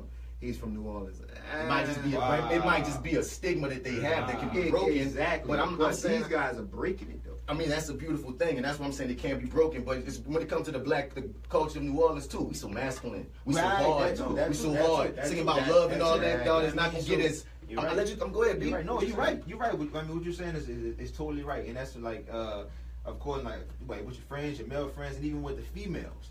Most females, they would rather hear like from the city, like some bounce or some gangster shit. Like, I mean, Stuff. Oh, we canceled situations. You know what? Some And gangster on that note, situations. on that note, I think it's time to take a break anyway. So do we have songs by Brandon Tarell and Rahim Glaspy queued up before we get canceled? We have okay. This is the new single "Before We Get Canceled" by Brandon Tarell. No, really, no. What's the new single is yours. Oh, we got something by Rahim. What's the name of this one? Oh, nice, man. This is the radio debut of Heavy by Rahim Glaspy on the Misbelief radio show. Y'all stay tuned. Yeah. We'll hopefully be right back. After your come on fits. My bad, dog. My bad. Good little. It's all good. You can say it now. Get it all out. I mean, what's messed up is that's how you say it though, gangster shit. I mean, like it's Finish like what you were saying, because people. Oh yeah. But I mean, you know, they rather hear, you know, the hood part. Yeah. Like they don't want to hear about the love part. Not for you. But, and that's partly how your boy got on, man. We forgetting what's his name? He was with Trey Songz and stuff. August Alsina. But that's what kind of got him on. But still, look It is what got him on. August Alsina came and popped. At yourself. August Alsina came and popped when a whole cross from rapping and singing. And I think Yeah, he did. He found it. He came in at the right time. Right, exactly. He came at the right time. But this is what I'm saying. Like if you look over time, like. But then you. But what about Frank Ocean though? No. Oh, we forget about Frank. Yeah, but Frank Ocean went to Cali. And he came in with rappers to your point. But he still got to say right, Frank Ocean. But listen to the way they sing, and then you listen to the way August Alsina sings. That's two totally different styles of singing. I hear you, Rahim. Like That's so good. it's two totally different things. Y'all hear that, Rahim? Yeah. So you know that's the thing. Right. When y'all are hardcore R&B ass niggas, like y'all that Like dog, I'm not gonna shoot your lit. I'm gonna love your lit. Exactly. But I'm gonna hug you. But so when you go back to like Courtney Hart, If you listen to her music, a lot of her music was deep in that New Orleans dialect. Yeah, you know that's my boy. Like you know what I mean? And when I was asking a certain producer in New Orleans that used to manage or work with Courtney Hart. I was like, what do you think that's holding her back from taking it to the next level? And he was like, to be honest, she doesn't have a song that crossed over outside to a national market. Right. So, but she did make a song that dropped a lot of the twang and dropped a lot of the New Orleans kind But of. let me tell you what the problem was at that point. What's that? The problem was It was too late, really. Right, and while it was too late, you know, the labels and everybody that was looking at it, because back then, you know, people were still big on labels. It wasn't too much independent stuff. Yeah. Right, needed labels back in the time, right? So when she was doing that, when the labels were looking, the song that had the labels looking was a bounce song. Right. And what had them looking was not only just wasn't really the Mama Sherry, that ain't about to happen, good Mama too. Sherry. You know what I'm saying? Recipe Magnolia Shorty, but it was the city was behind that song. Right. So when she went to switch to something else, it wasn't behind the new song as much as it was the bounce.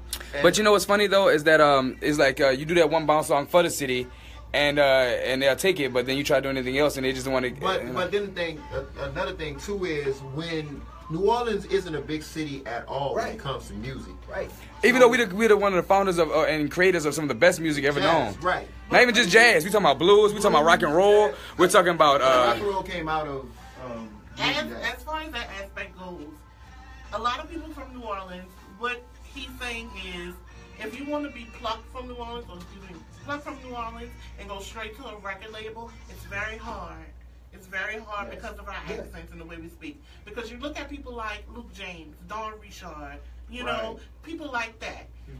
They had to go. Right. And if you listen to their music, you don't hear New Orleans too many. all. Yeah, you don't hear it. You're right. I won't deny that at all. You know, like PJ is the only one that's kind of still making references to about New Orleans. But when you listen to him sing, you don't really hear it in his voice. When you sing, I hear it in your voice, Brandon. And I think that's what I'm trying to get you to understand. Not Rahim so much. I mean, And Malik, I sent Kofelberg. Malik said New Orleans is music. New Orleans is music. No, that's all true. And we're not saying that it isn't. not. We're not saying that it isn't. But we're saying we have a distinctive sound. Right. You can't deny demographics, though. All right, and wait. This is what Malik said. Tank and the Bankers are breaking all that. But they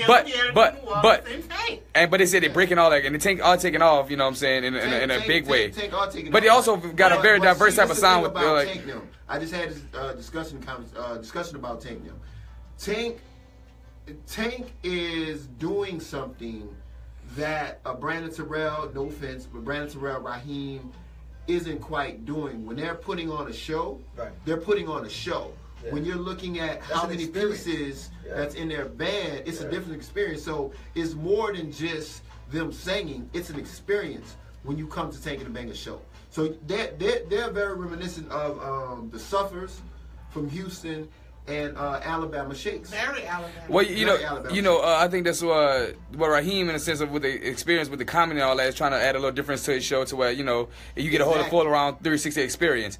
And my brother Brandon T, if we just get you some dance moves in this thing, you know what I'm saying? Because what we didn't say is that my brother BT has some acting chops as well. Right. Now, he was also in Dreamgirls and a few other shows and Misbehaving. He was in Dreamgirls? Yes, he was. This was actually this right here. Oh, I forgot we went through all that. Yeah. That boy was on a tour. And yeah, he's on a tour. He's been doing a lot of shows around. He's in plays as well. So this brother right here also has some acting chaps that's why him and Rahim do a lot of shows together, because these brothers work so well together, trying to break the stereotypes that bind that be. Come on, man. We still, you know what I'm saying? But that Soldier Rat gotta go. Now I'm playing. You know my steel. Nah, that is fresh. That is fly. That fly. You can't tell me nothing about music. Joe Johnson wants to know where you got that show from. That shirt. This? Yes, you had me at Merlot. Old Navy? I like that. Yeah. I have another one that say Rose all day. No, huh? Now I'm gonna get one for the hood chicks, and they said you had me at Moscato. And no, you don't drink Moscato. Only that's not But I don't drink it. You had me at J. Roger. you had me at Henny. He said Jesus didn't go to no good. That was Neha Frank man. I know, I saw that. Hilariousness. Only lick a thought.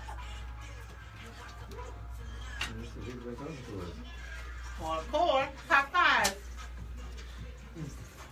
Oh yeah, this conversation has been deep on this feed right here. I just want to let everybody know that I'm still working on my mixtape. Sitting up close to the mic. Malik want to tell you, Oshun, that you bad and bougie. Where the water at? Malik, you tried me. Did we ever find out where they go get the water at? He gave us the last 3 bottles. Did I bring that? Did I open it up? That was oh, I shouldn't have given that water to y'all. I'm not on the mic loud enough? Well, I think it was when the mic was split between you and Martin, and you was talking, therefore they couldn't hear you when he wanted to. I went Martin, but I was too close to the mic. So we're done with the interview part. Y'all can stick around. Martin gonna take his mic back. Give me. You done? Okay. Let's take a round. Give me my goddamn mic. What y'all talking about now? We got what's going on out here topics. Oh, let me see those. Martin gonna give them next. No, no. Yeah, here we are, business. Make sure we ain't missing no announcements. I swear, boy, these pictures I'm taking got me looking like a Cubano boss. El Chapo little nephew. It's too hard up in this red shirt. Like that, huh? He looks so good. And I told him that. I said, ooh, you got that sun-kissed look at you. Damn. Summertime fine. Then you dropped all that weight and got that haircut. Ooh. Got them eyebrows arched. Ooh, you got your eyebrows arched, boy. Yeah, I'm looking like Well, this is a style in Miami for Hispanic folk. Look like you need some chicletas on. Yeah? you better give me photo crash. Spent a whole lot of time eating empanadas. Oh, okay. Yeah. No, you're not. Tag me. Tag me. Hey man, so follow, give the people your social media.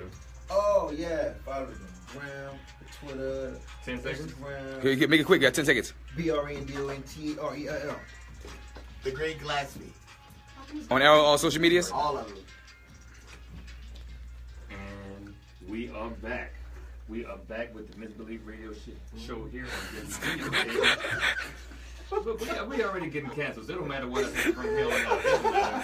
It don't matter. It's been a crazy show, y'all. I just want to, It's been a crazy. This is your host, DC Paul's Millennial Arsenio, and my co-hosts are, to my right, the one and only lovely lady, Oshun. And to her right, is that act? Oh my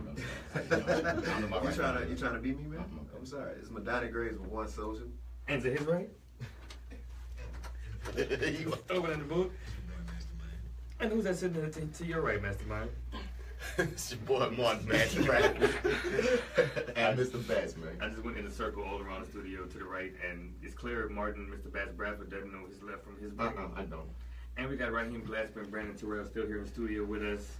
This here segment is still what's going on out here. And Bats. Yeah. What's going on out here, bro? Okay, so what's going on out here, man? First story up, man. Your boy, here we go, Uncle Louie. Uncle Louie. Human statue, Uncle Louie, the one that had the Star Spangled, Uncle Sam joint going on in the first quarter, just got arrested for allegedly murdering somebody 40 years ago. So it's been 43 years, but a witness to the killing suspected, as this picture pops up and messes me up. Here we go. Suspected of committing, but a witness to the killing suspected to have been committed by a well-known New Orleans street performer said he has now found some closure. I used to wonder, did they ever catch the killer, Tony Mitchell, in a report told WJack. But okay, the computer going crazy on this. But basically, Uncle Louie supposedly killed somebody like 43 years ago. You feel me? And now everybody in the city looking like, well, dang, like, what's the statute of limitations? What went down? How did this happen? You never know who's around you every day. It's the statute of limitations on murder. But free my Uncle Louie anyway. Free my Uncle Louie. We so horrible about that. People be doing stuff, actually committing actual crimes, and we be like, you know what? Free my uncle, free my cousin. Bluebell ice cream kill people, and we will. With the listeria, Uncle Louie has stood on that corner with that invisible dog for millions of years. And he ain't gave nobody listeria. So Uncle Louie is the listeria to the Bluebell of our situation. We're going to accept him back into our homes, into our lives, and into our Bourbon Street. It's our Bourbon Street. Free my Uncle Louie. Oshun, what's going on out here? The 25th Annual New Orleans Wine and Food Experience is May 25th through the 28th. The culinary festival includes wine, dinners at local restaurants, various tasting events, and pastry competition that features burlesque performances. You would be talking about some wine. Your shirt says having it Merlot. You are a wine drinker. Okay. They also will have food tents, live music, and a parade by the crew of Cork. But I don't get down with gentrification, so you can miss that part. So where's this? Where's this? It's going to be uptown. I'm not sure the location yet, but you can go to NOWFE.com for more information. Hey, that's what's going on. Oh, Jackson and LaSalle. Thank you. Oh, that's what that, you know about it now. Oh, no, I'm about to say, that's Jackson and LaSalle is wine and food. When I put it together, I was like, wait, wine and food on Jackson and LaSalle? Ripple chicken wings. Ripple chicken wings. You just said Ripple. How old are you, man? Come on, man. They don't sell Ripple no more. That's what Fresh Heffy's. They don't sell Ripple? Ripple? I really think they still sell Ripple. Ripple? I really think we need to Google this.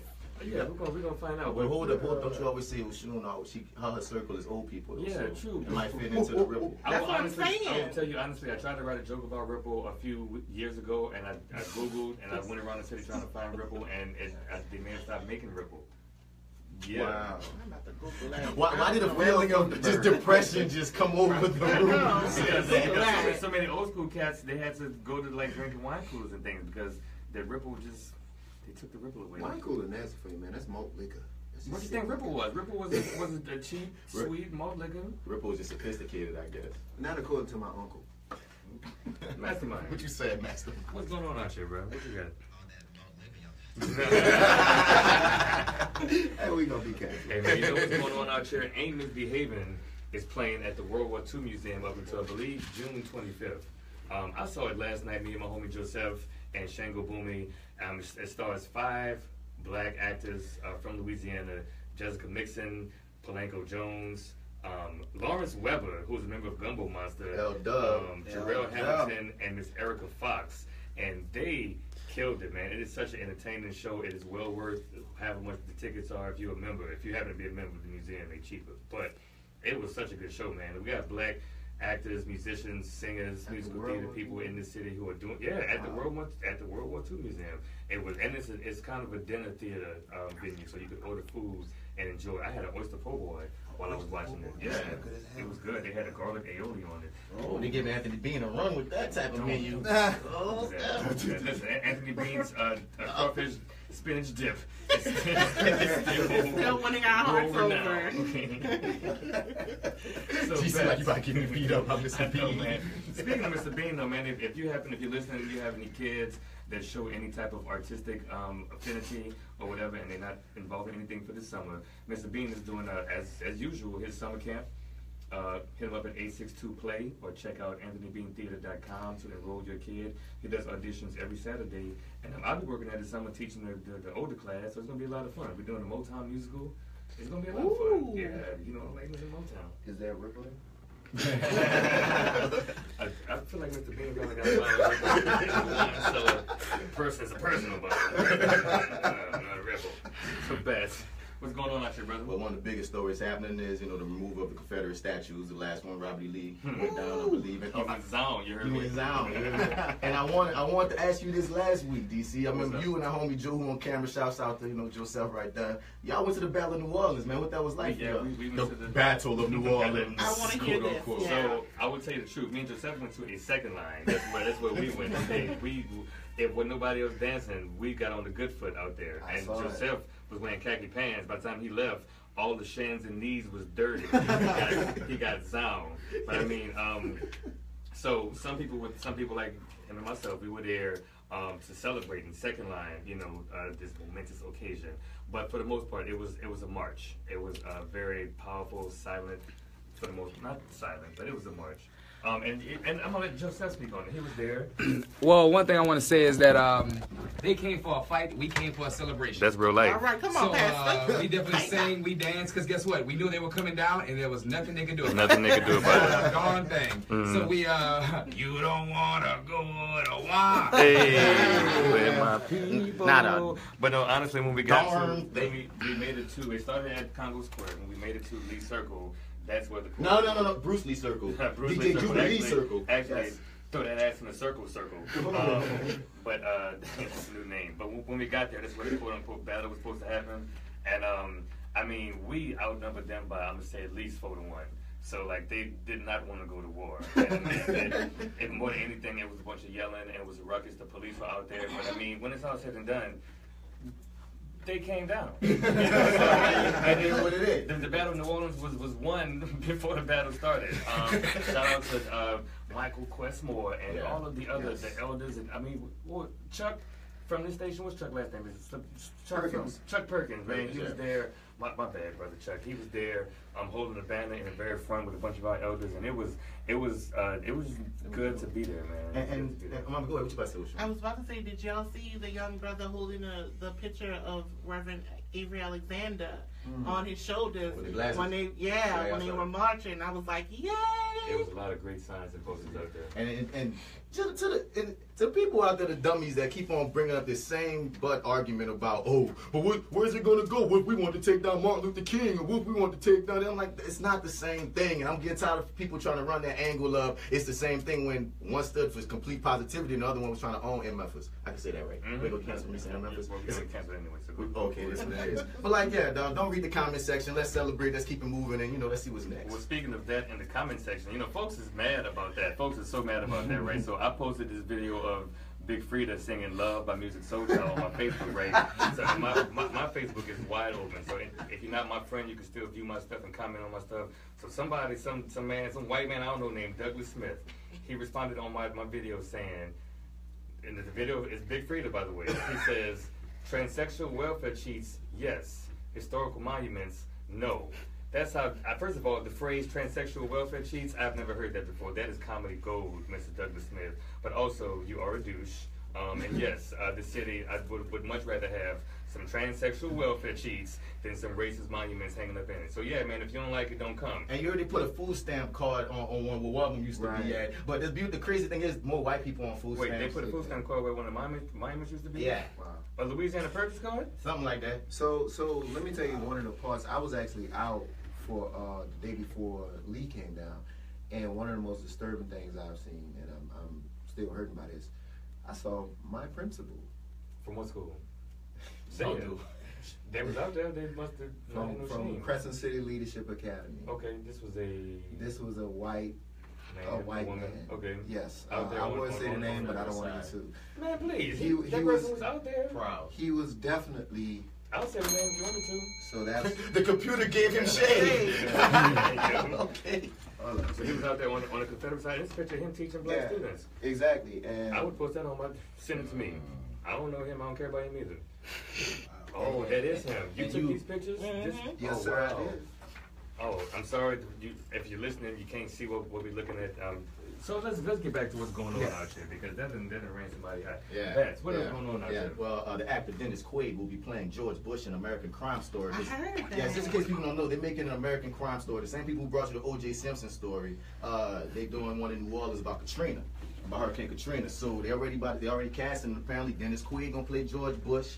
And I'm trying to see what them auditions are. Yeah, I think I didn't know that was happening. Because I'm gonna be connected like you, man. I'm gonna be mad because one bad thing, one screwed up thing that's happening with a lot of these productions and shooting TV and movies is they'll give us New Orleans and local actors a lot of times to scrap. So like the smaller, like the one-liners and stuff to audition for, and they'll fly out these LA cats and whatnot and giving them spots. And I'm like, dude, if we talking about a movie about Hurricane Katrina, if y'all don't cast local, bro, we gonna riot and have a battle in New Orleans in this movie. And I can understand you getting Dennis Quaid to play the part of George Bush. That's but fine. I mean, I don't know how many like as far as the black roles, you can find you a Ray Nagin here in the city. You can find who else is necessary besides Ray Nagin? I don't know, but whatever. We are necessary. The people of New Orleans that were actually affected. And some of us were there, so yeah, come on, cast us, man.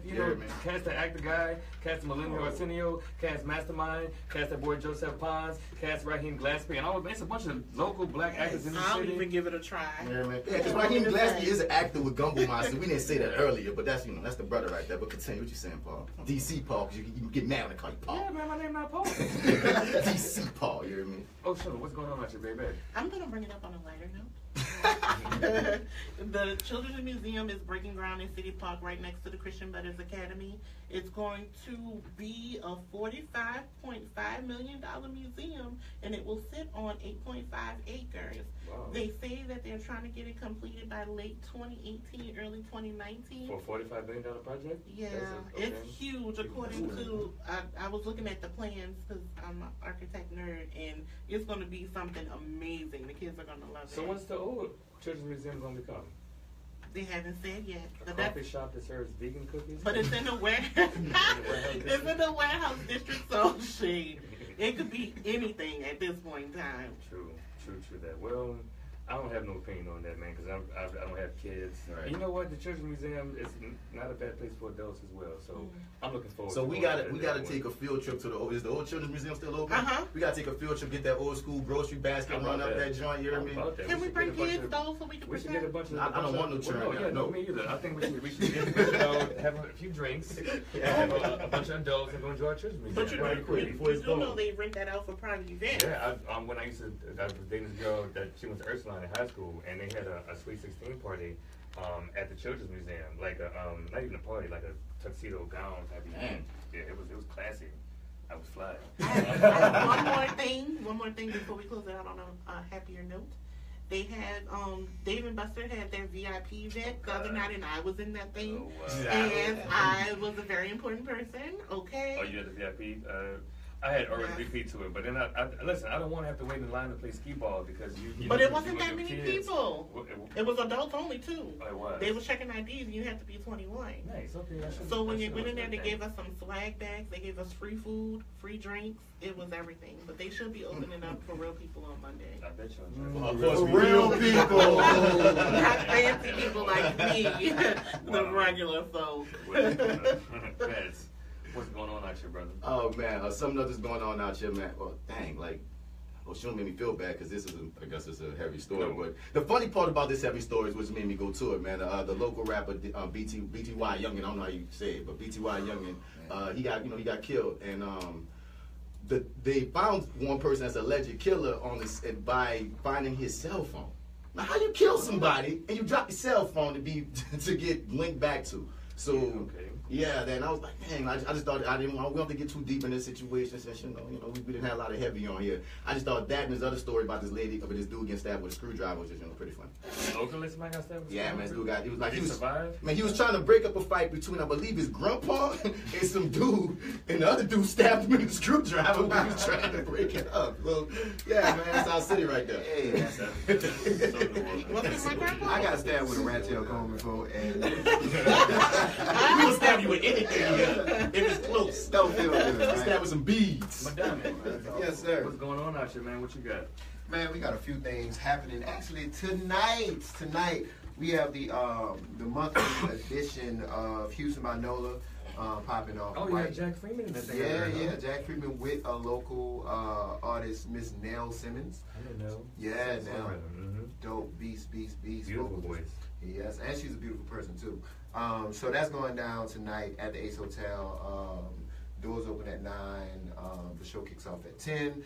We also have our family over at 14 Parishes. Our family, Kenneth with Abstract Nola. They're doing a dance party tonight at Abstract at 14 Parishes. Okay. Normally when they do an Abstract Nola, it's a live painter, performer of some sort, and food. Yeah, the boy Rahim Glaspy was at the last Abstract Nola, if I'm not mistaken. You're talking about Kennedy used to go to W University. I'm not going to do that. Yes. Keep going. I'm not going to do it. Yes. I'm not going to do it. Don't you do it. I'm going to leave that alone. Leave it alone. But, so yeah, that's going on. And Monday at the Mother-in-Law Lounge, Ravings Monday. Yeah, man. So I was going to talk about that too. So first of all, Monday, I know, because that makes sense. So Monday nights, at Current Reference Mother-in-Law Lounge, starting the 29th of this month, there's this show called Indie Yaya. It's a showcase show for local independent artists. You can contact Indie Yaya on Facebook, Instagram to see about getting booked on that thing. But each local artist will get about 10 to 15 minutes of their own time to do their own set. I'll be co-hosting with my boy Kyle Smith. That's at 10 p.m. But before that, from 6 to 10 at Kermit Reference Mother-in-Law. So the great Kermit Reference is making a pot of red beans every Monday, charging folk $10. I believe that's for unlimited red beans. Unlimited red beans. And at around, so that's from 6 to 10, but around 7 or 8, Mr. Irvin Mayfield and his trio. Yes, it's a new band called Cirque the Freak. Yes. I heard him because your boy John from the Jazz Market plays the electronic horn, John Diaz. So dope, man. I heard him on Monday, and WBOK is sponsoring this event. I'm introing and outroing it every Monday. So I'm on the radio on Mondays as well. And actually, I sat down with Mr. Urban Mayfield Friday at the studio. He's working on some new projects with some local new artists, and he invited local talent. Actually, he saw the artist meetup group that I had, and he invited all the artists from that artist meetup group. He's going to count their entrance, and he wants all of them to come. Hey, shout out to Urban Mayfield, man. I heard that him and Kermit reference at some point during their set they do like a trumpet battle thing on stage. So that's broadcast live here on WBOK from, I believe that's 7 to 8 or 7 to 9, something like that on Mondays. But check it out, man, right here on WBOK. I think, is it time for to go to a music break? What you got linked up, Mastermind? Well, this time I got a little something called for your anatomy. Oh, that's by Hifey Gallivant. Hifey, if you're listening, if you're watching, man, we playing your song for the 3rd time. So stay tuned to the Misbelief Radio Show. When we come back, Bats is going to give somebody some neck, and we're going to have an extended Sankofa session because we need to. Stay tuned to the Misbelief Radio Show, y'all. Nothing on you. All right, y'all. Since we got the phone call up and popping, y'all can start telling people to call in and leave. Yeah. We're going to talk about Mama D for the Sankofa session, so if you want to call and share something, your stories, 260-9265. Your remembrance. Hifey, I like this song, man. You got a D'Angelo Maxwell. I like what you're doing. Give me at the jazz market, you know. Give me at the jazz market. I don't know if you know him. Okay. Hifey Gallivant. Light skin dude, he wear the glasses. With the ponytail? I'll find my own. He needs to come to the meeting. We'll talk to him. Yeah, we don't know about him. Yeah, because Look at that boy Corey Mack performing at the Ritz. He got a suit on. By the way, Corey Mack, he's at Bourbon Bandstand Monday through Friday from noon to 6. That's on Bourbon Street, of course. We went there on Friday, right? And it was this dude wearing a Confederate hat. And Corey Mack is the MC, so he's just hyping up the crowd and partying the whole time, right? So he see the dude with the Confederate hat, the white man with his woman. He's like, yeah, sir, take that booty down. Drop it like it's hot. Drop it like those Confederate statues. And then the man walked out. I loved it.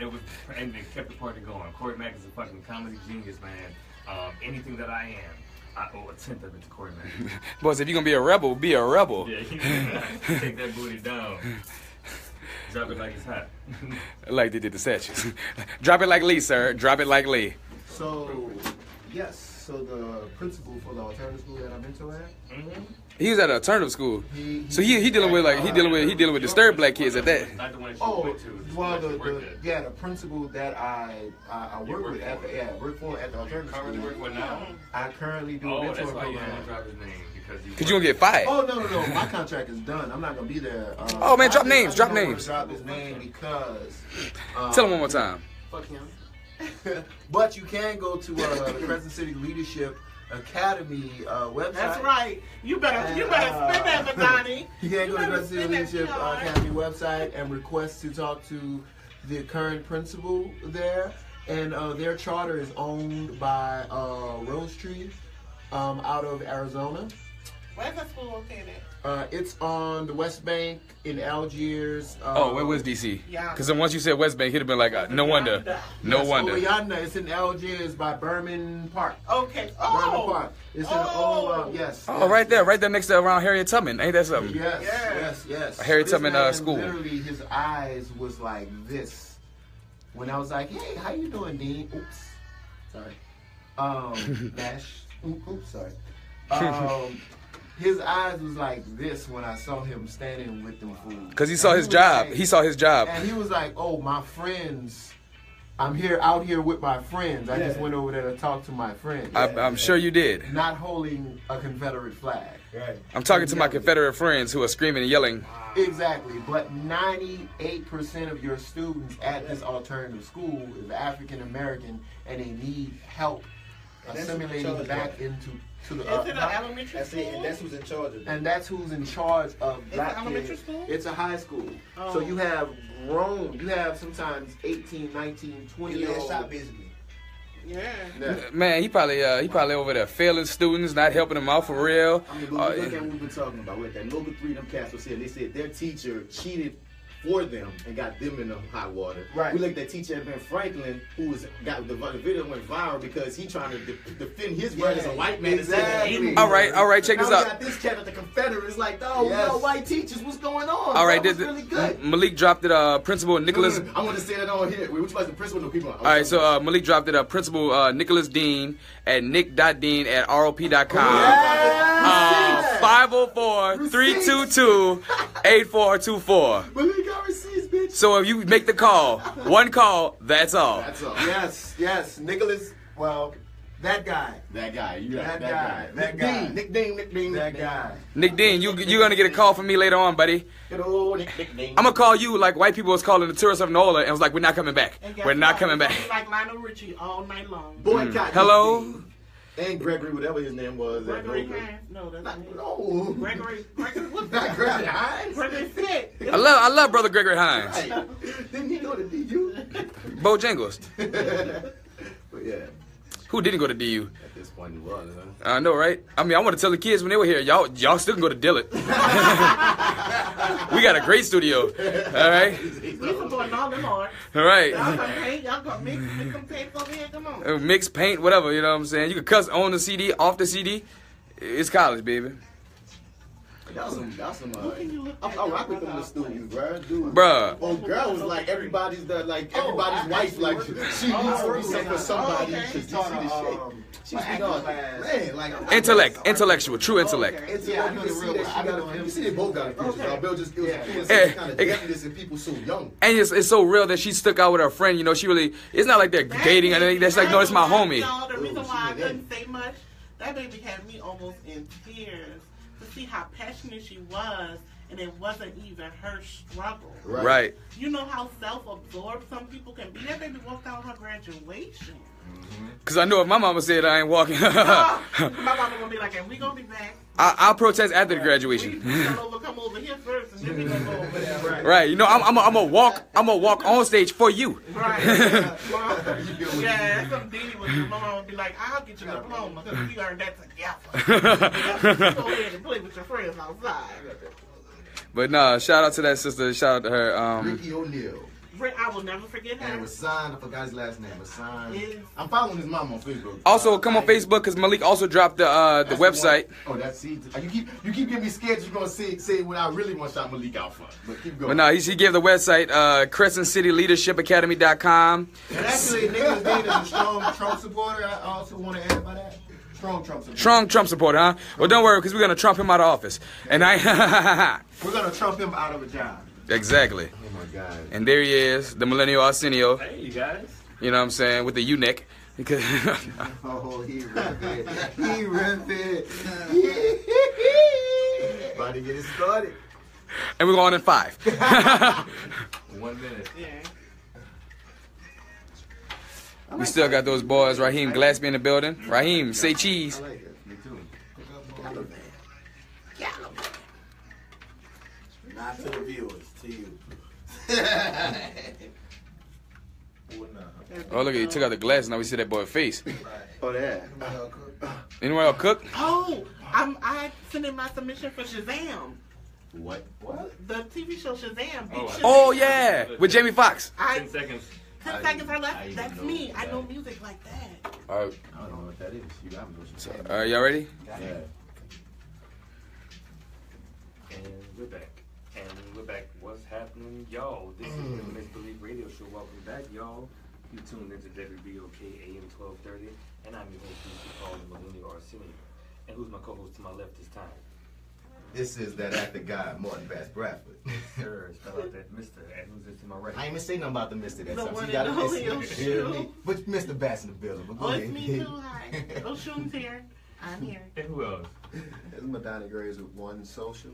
And who that is over there pulling the buttons and the knobs and things? Pulling the buttons. Pulling them buttons. Then the knobs.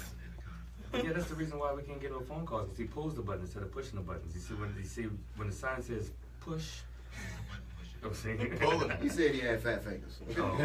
You guys can give us a call at 260-9265 if you want to talk to us. We're here for another 25 more minutes here on the MisterBelief Radio Show. And I want to do one more what's going on out here before we move on. What's going on out here is my homie Martin Bass Bradford is the star of a movie called A Quiet Storm has been playing at Desire Theater on the corner of St. Claude and Desire. 3400 St. Claude Avenue is the address, and I saw it on Thursday. It's been playing for the past few weeks, and I make a small cameo in the movie, but like Martin did his thing. The final edit of this movie is glorious. I love it, and you have one more chance to catch it. One more chance to catch it. It's only $5. 7 p.m. tomorrow at Desire Theater on the corner of Desire and St. Claude. And you're going to see this building. You won't believe it's a theater. Just follow the signs and the arrows. It's a theater. They had a little bar, cheap popcorn, and a good movie. Go check it out, man. And one of our own very talented, award-winning, and just cool-ass dudes is in that thing, really doing his thing. Martin, you got the crazy eyes down pat, man. Like, and I'm sorry, bro. You played, like, his character was pretty much Bishop from Juice. Like, anybody who crossed him, you dying next, right? And he just had the crazy eyes to the point where I'm scared to sit next to him and make eye contact because, like, it's intense. That's one of my favorite characters, though. Like, legitimately, you said Bishop from Juice, like, Bishop. Dude, coming up, because I feel like Juice one of those movies that don't get its proper due as a movie. And Tupac did his thing. You know what I mean? Like, but I'm just throwing it out there. And also, I'm going to be there Sunday, because apparently some people left one day. Like, the director told me, he asked me when I was going to be able to come, but I've been in rehearsals. And he was like, oh, are you going to be able to come? So I'm saying I'm going to come Sunday, because we have an early rehearsal that day. And he said, because some people left because I wasn't there live. Yeah, we went on Thursday. He told us people, like, almost every night people come and ask, like, is Bats here? And he was like, well, do you go see Fences and ask if Denzel is in the audience? Like the movie's been playing every night for a few weeks, so Bats can't be there every night, but you will be there tomorrow, right? I'm gonna go tomorrow for the finale. Nice. I think I'm gonna try to do that too. I think I'm gonna bring it tomorrow. Dude, man, it's a good movie. It's a good movie. The final edit, I was impressed. I was very impressed. And doesn't it have some funding and screening overseas already? I mean, yeah, they playing in China, Scandinavia. It's like 4 spots. Like, you a movie star. International movie star. Man, but we trying to get some distribution here though. True. But yes, indeed. But yeah, man, so did you channel Bishop for that role? I mean, I ain't gonna lie, he one of the cats. Like for certain roles like that, I'm gonna say drive a rock with like that. See it, and you definitely did your thing, man. So can I have your autograph? Get out of here, man. Autograph. Man, it's time for the neck, man. Sure, you can have my autograph. I want your autograph, Slim Grant. All right, you guys, that's what's going on out here. We're going to go ahead and transition over to one of my favorite segments of this week, man, because my homie Bats, he's so intense and passionate. We give him a moment to get real intense and passionate on that ass. So Bats, who you giving the neck to this week, my man? All right, so usually the neck comes from, I might see something throughout the week that didn't piss me off, and I'm like, oh, they gonna get it, you feel me? So at first, you heard about the lady, Betty, whatever, that got off for the Terrence Crutcher killer. And I was gonna get a whole jury neck because I'm like, dog, a lot of times, man, we already kind of expect the white police officers, especially, white woman ain't about to get no love over a black man in this country right now. This is what it is. White woman fear, white fear gonna always trump. Ha, no pun intended. But then I came across this thing on my Facebook wall, and now in the metaphysical realm, I'm about to give this neck to, I never thought it would go this direction, but this deserves neck. I'm going to be giving neck today to the fragility of black masculinity. Straight up and down. So I'm on my Facebook wall. I ain't gonna say no names at all. You feel me? And this chick, she put up, can a straight man say, and she put gay in here later, but it don't matter either way. She said, can a straight man basically tell another man that he's handsome? And they have all these things going down with all these dudes, and some women, all these dudes like, no, man, that's gay. You can't say that, man. With a man's masculinity, if you straight, you should never put it into a position to be questioned. No, they're going on this whole trip. But you can say fresh. You can say he's straight looking. You can say all these other things. I'm gonna find one of these real posts. I'm like, hold up. So you mean to tell me, dog, just recognizing that the beauty in somebody, whether male or female, all of a sudden means I want to bang them? Yeah. That all of a sudden make me gay if I say, oh, Madania, you handsome. I guess I like dudes now. DC, you handsome. Rahim, Glaspy, you handsome. Tarell, you handsome. I guess now Martin Bass Bradford must be gay because I said somebody is handsome. That's the craziest thing in the world. That the exact same time some dude go up there, he go, only person I'm going to call handsome is my son. So hold up. If we going to connect attraction to sexuality, I guess that must make you incestuous. It must make you incestuous because you just called your son handsome and you said if you're gonna give somebody a compliment, that means you must be attracted to him and won't bang him. There's a difference between finding something attractive and being attracted to. That's completely different things. But we so wrapped up and so we gotta be hard, we gotta be men. Because if you can say he's straight looking, but you can't say handsome. You just it's the same thing. It's a freaking adjective. You just switched out a word to make your masculinity feel more comfortable. And that stuff is whack, man. We gotta grow and progress past that nonsense because that's what it is. It's nonsense. Now I understand it come from the slave master and he used to rape rape us back in the day, so that made black men go, oh, bang, no, we gotta be harder and harder. But guess what? We passed that, man. We ain't gonna get forward with this nonsense, and we got kids killing themselves over this type of mindset, and it gets deeper. I teach kids, and the biggest thing that these little 9 and 8-year-olds is being like, oh, I don't want to look gay. That's a problem. You feel me? So yeah, today we gonna give that overwhelming back and forth, knuckle-inducing neck to the fragility of black masculinity. Give it to him. You know, I thought that when he started, he was gonna talk about the rob him. Because that exposes a lot of fragile. Throw that in there too. Yeah, man. That's part of it. And it was some women who added to that, saying the man can be masculine and around him. But meanwhile, you bald head. Like, that's really the struggle. How can you that's wear? Your problem. You can wear my haircut. I can't wear your outfit. You're wrong. Dude, and what's the? I think Prince was pretty. You gay, Madania. If you don't think Prince was pretty, you probably gay.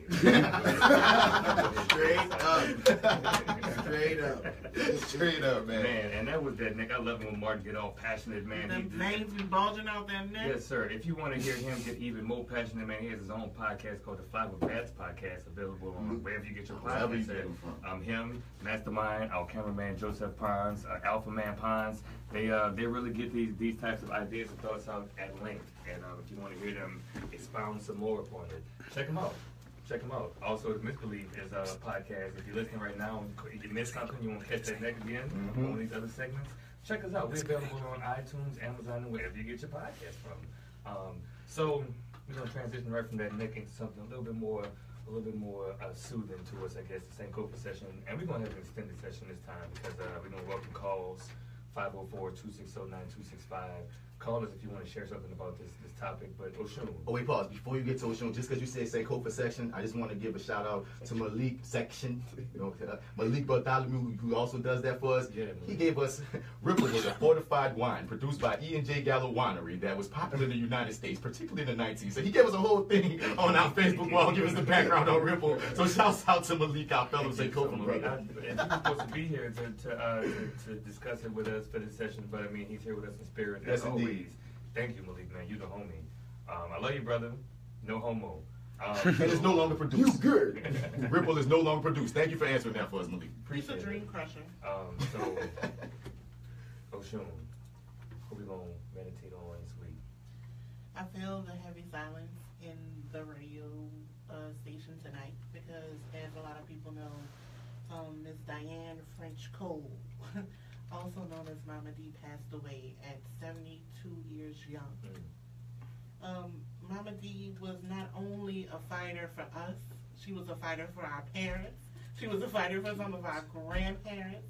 She was the one who was always on the front line saying that we needed help, she was going to get it no matter what it was. If she felt like that it was an injustice or underjustice, she was our voice for the voiceless, and sometimes for the people who talk too much. She was the one who would raise her hand and volunteer because they heard her more than anyone else.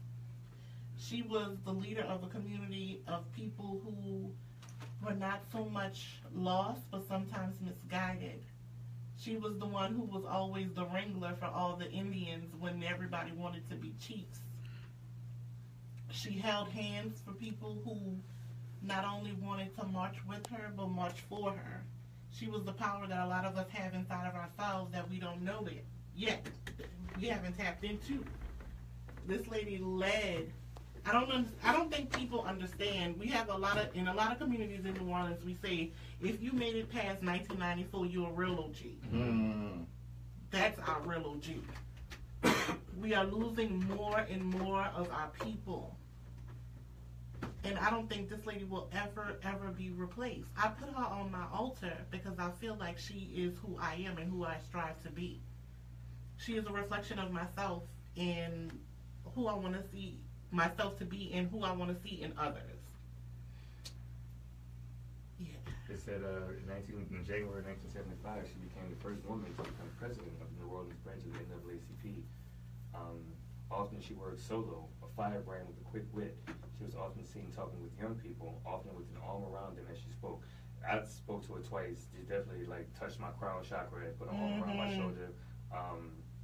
The city has truly been made better by her living here in her short 72 years, and she will absolutely be missed.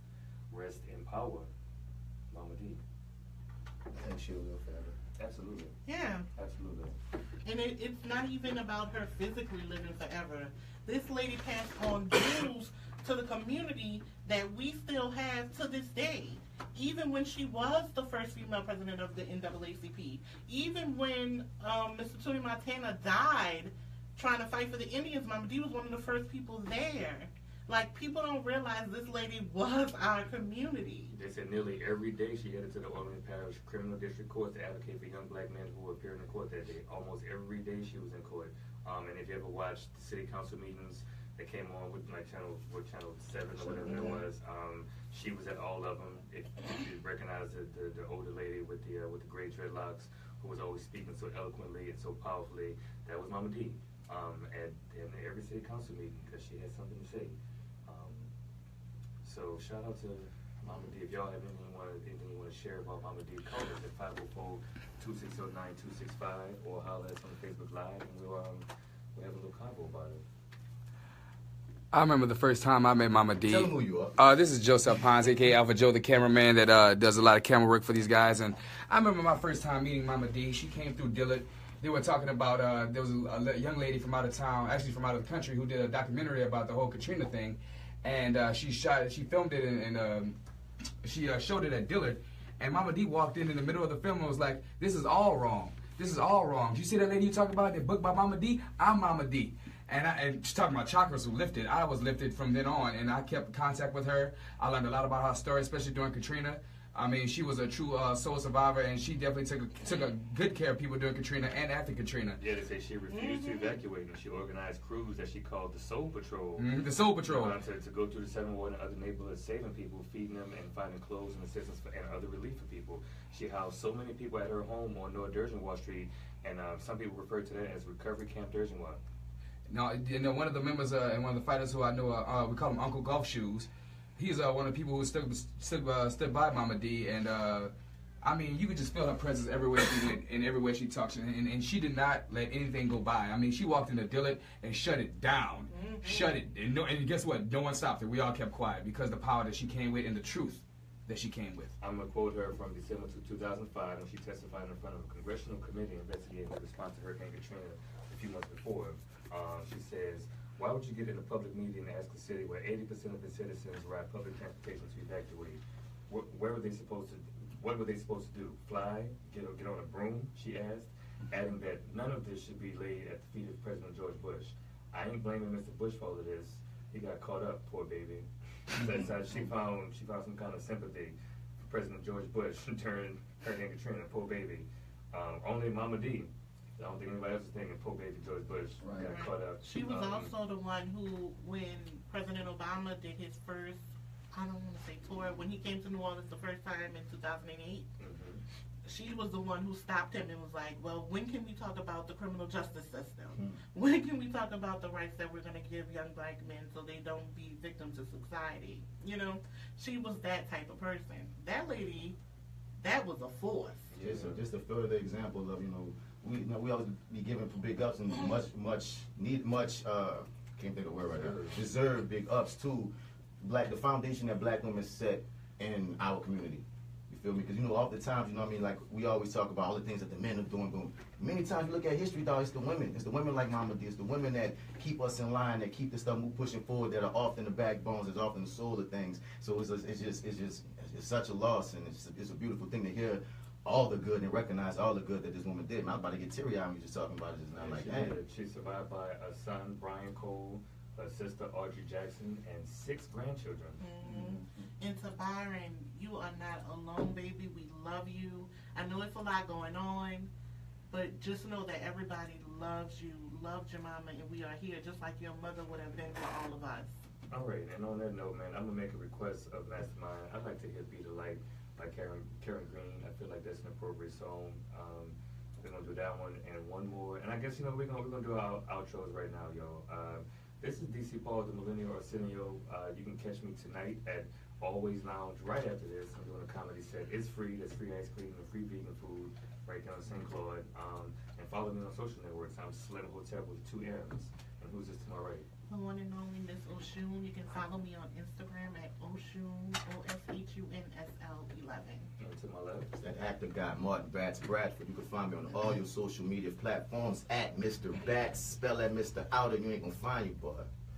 It's Madania Graves with One Social. You can find me on Instagram at ESTD1986 and on Facebook at One Social NOLA. Who's that over in the booth?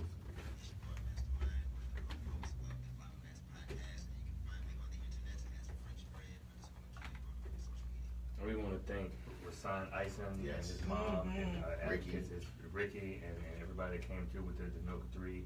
Want to thank Brandon, Tarell, and Rahim Glaspy stopping by and blessing us with some new music. And we want to thank y'all for listening to the Misbelief Radio Show. We're here at the same time, same place, every week.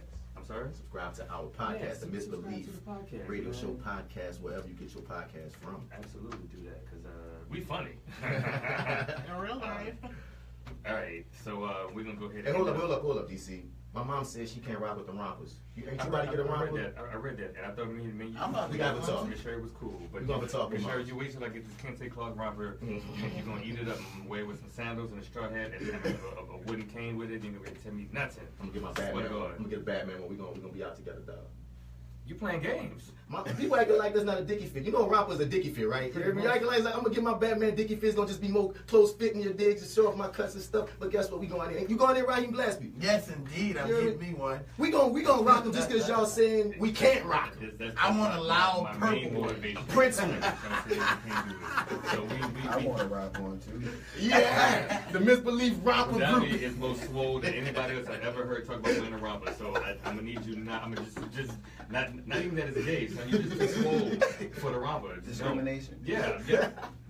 Body discrimination. She said you can't wear everything. Slim men, leave it to slim men and people with medium builds. But you, sir, you just do your little muscle shirts and whatnot, and let us have rompers. Can the niggas have rompers? Then you gonna flex on us. You won't flex. Nobody cares about biceps. This is about what's in your mind nowadays. All right, y'all, man. Thank y'all for listening to the Misbelief Radio Show. Subscribe to the podcast on iTunes. And this is Be the Light by Caren Green, dedicated to Mama D. Be the light, ladies and gentlemen. Be the light. This one's for you, Mom. Let's get out to the... Boy, babe. Hey, y'all been watching. Thank y'all for watching. We're still watching. But it was a very good Misbelief. I would like to call this a Martin episode because it got real deep and heavy most of the time.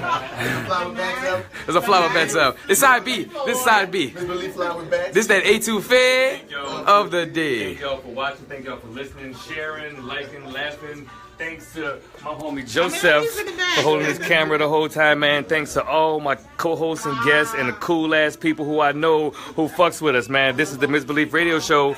We'll see y'all next time. What?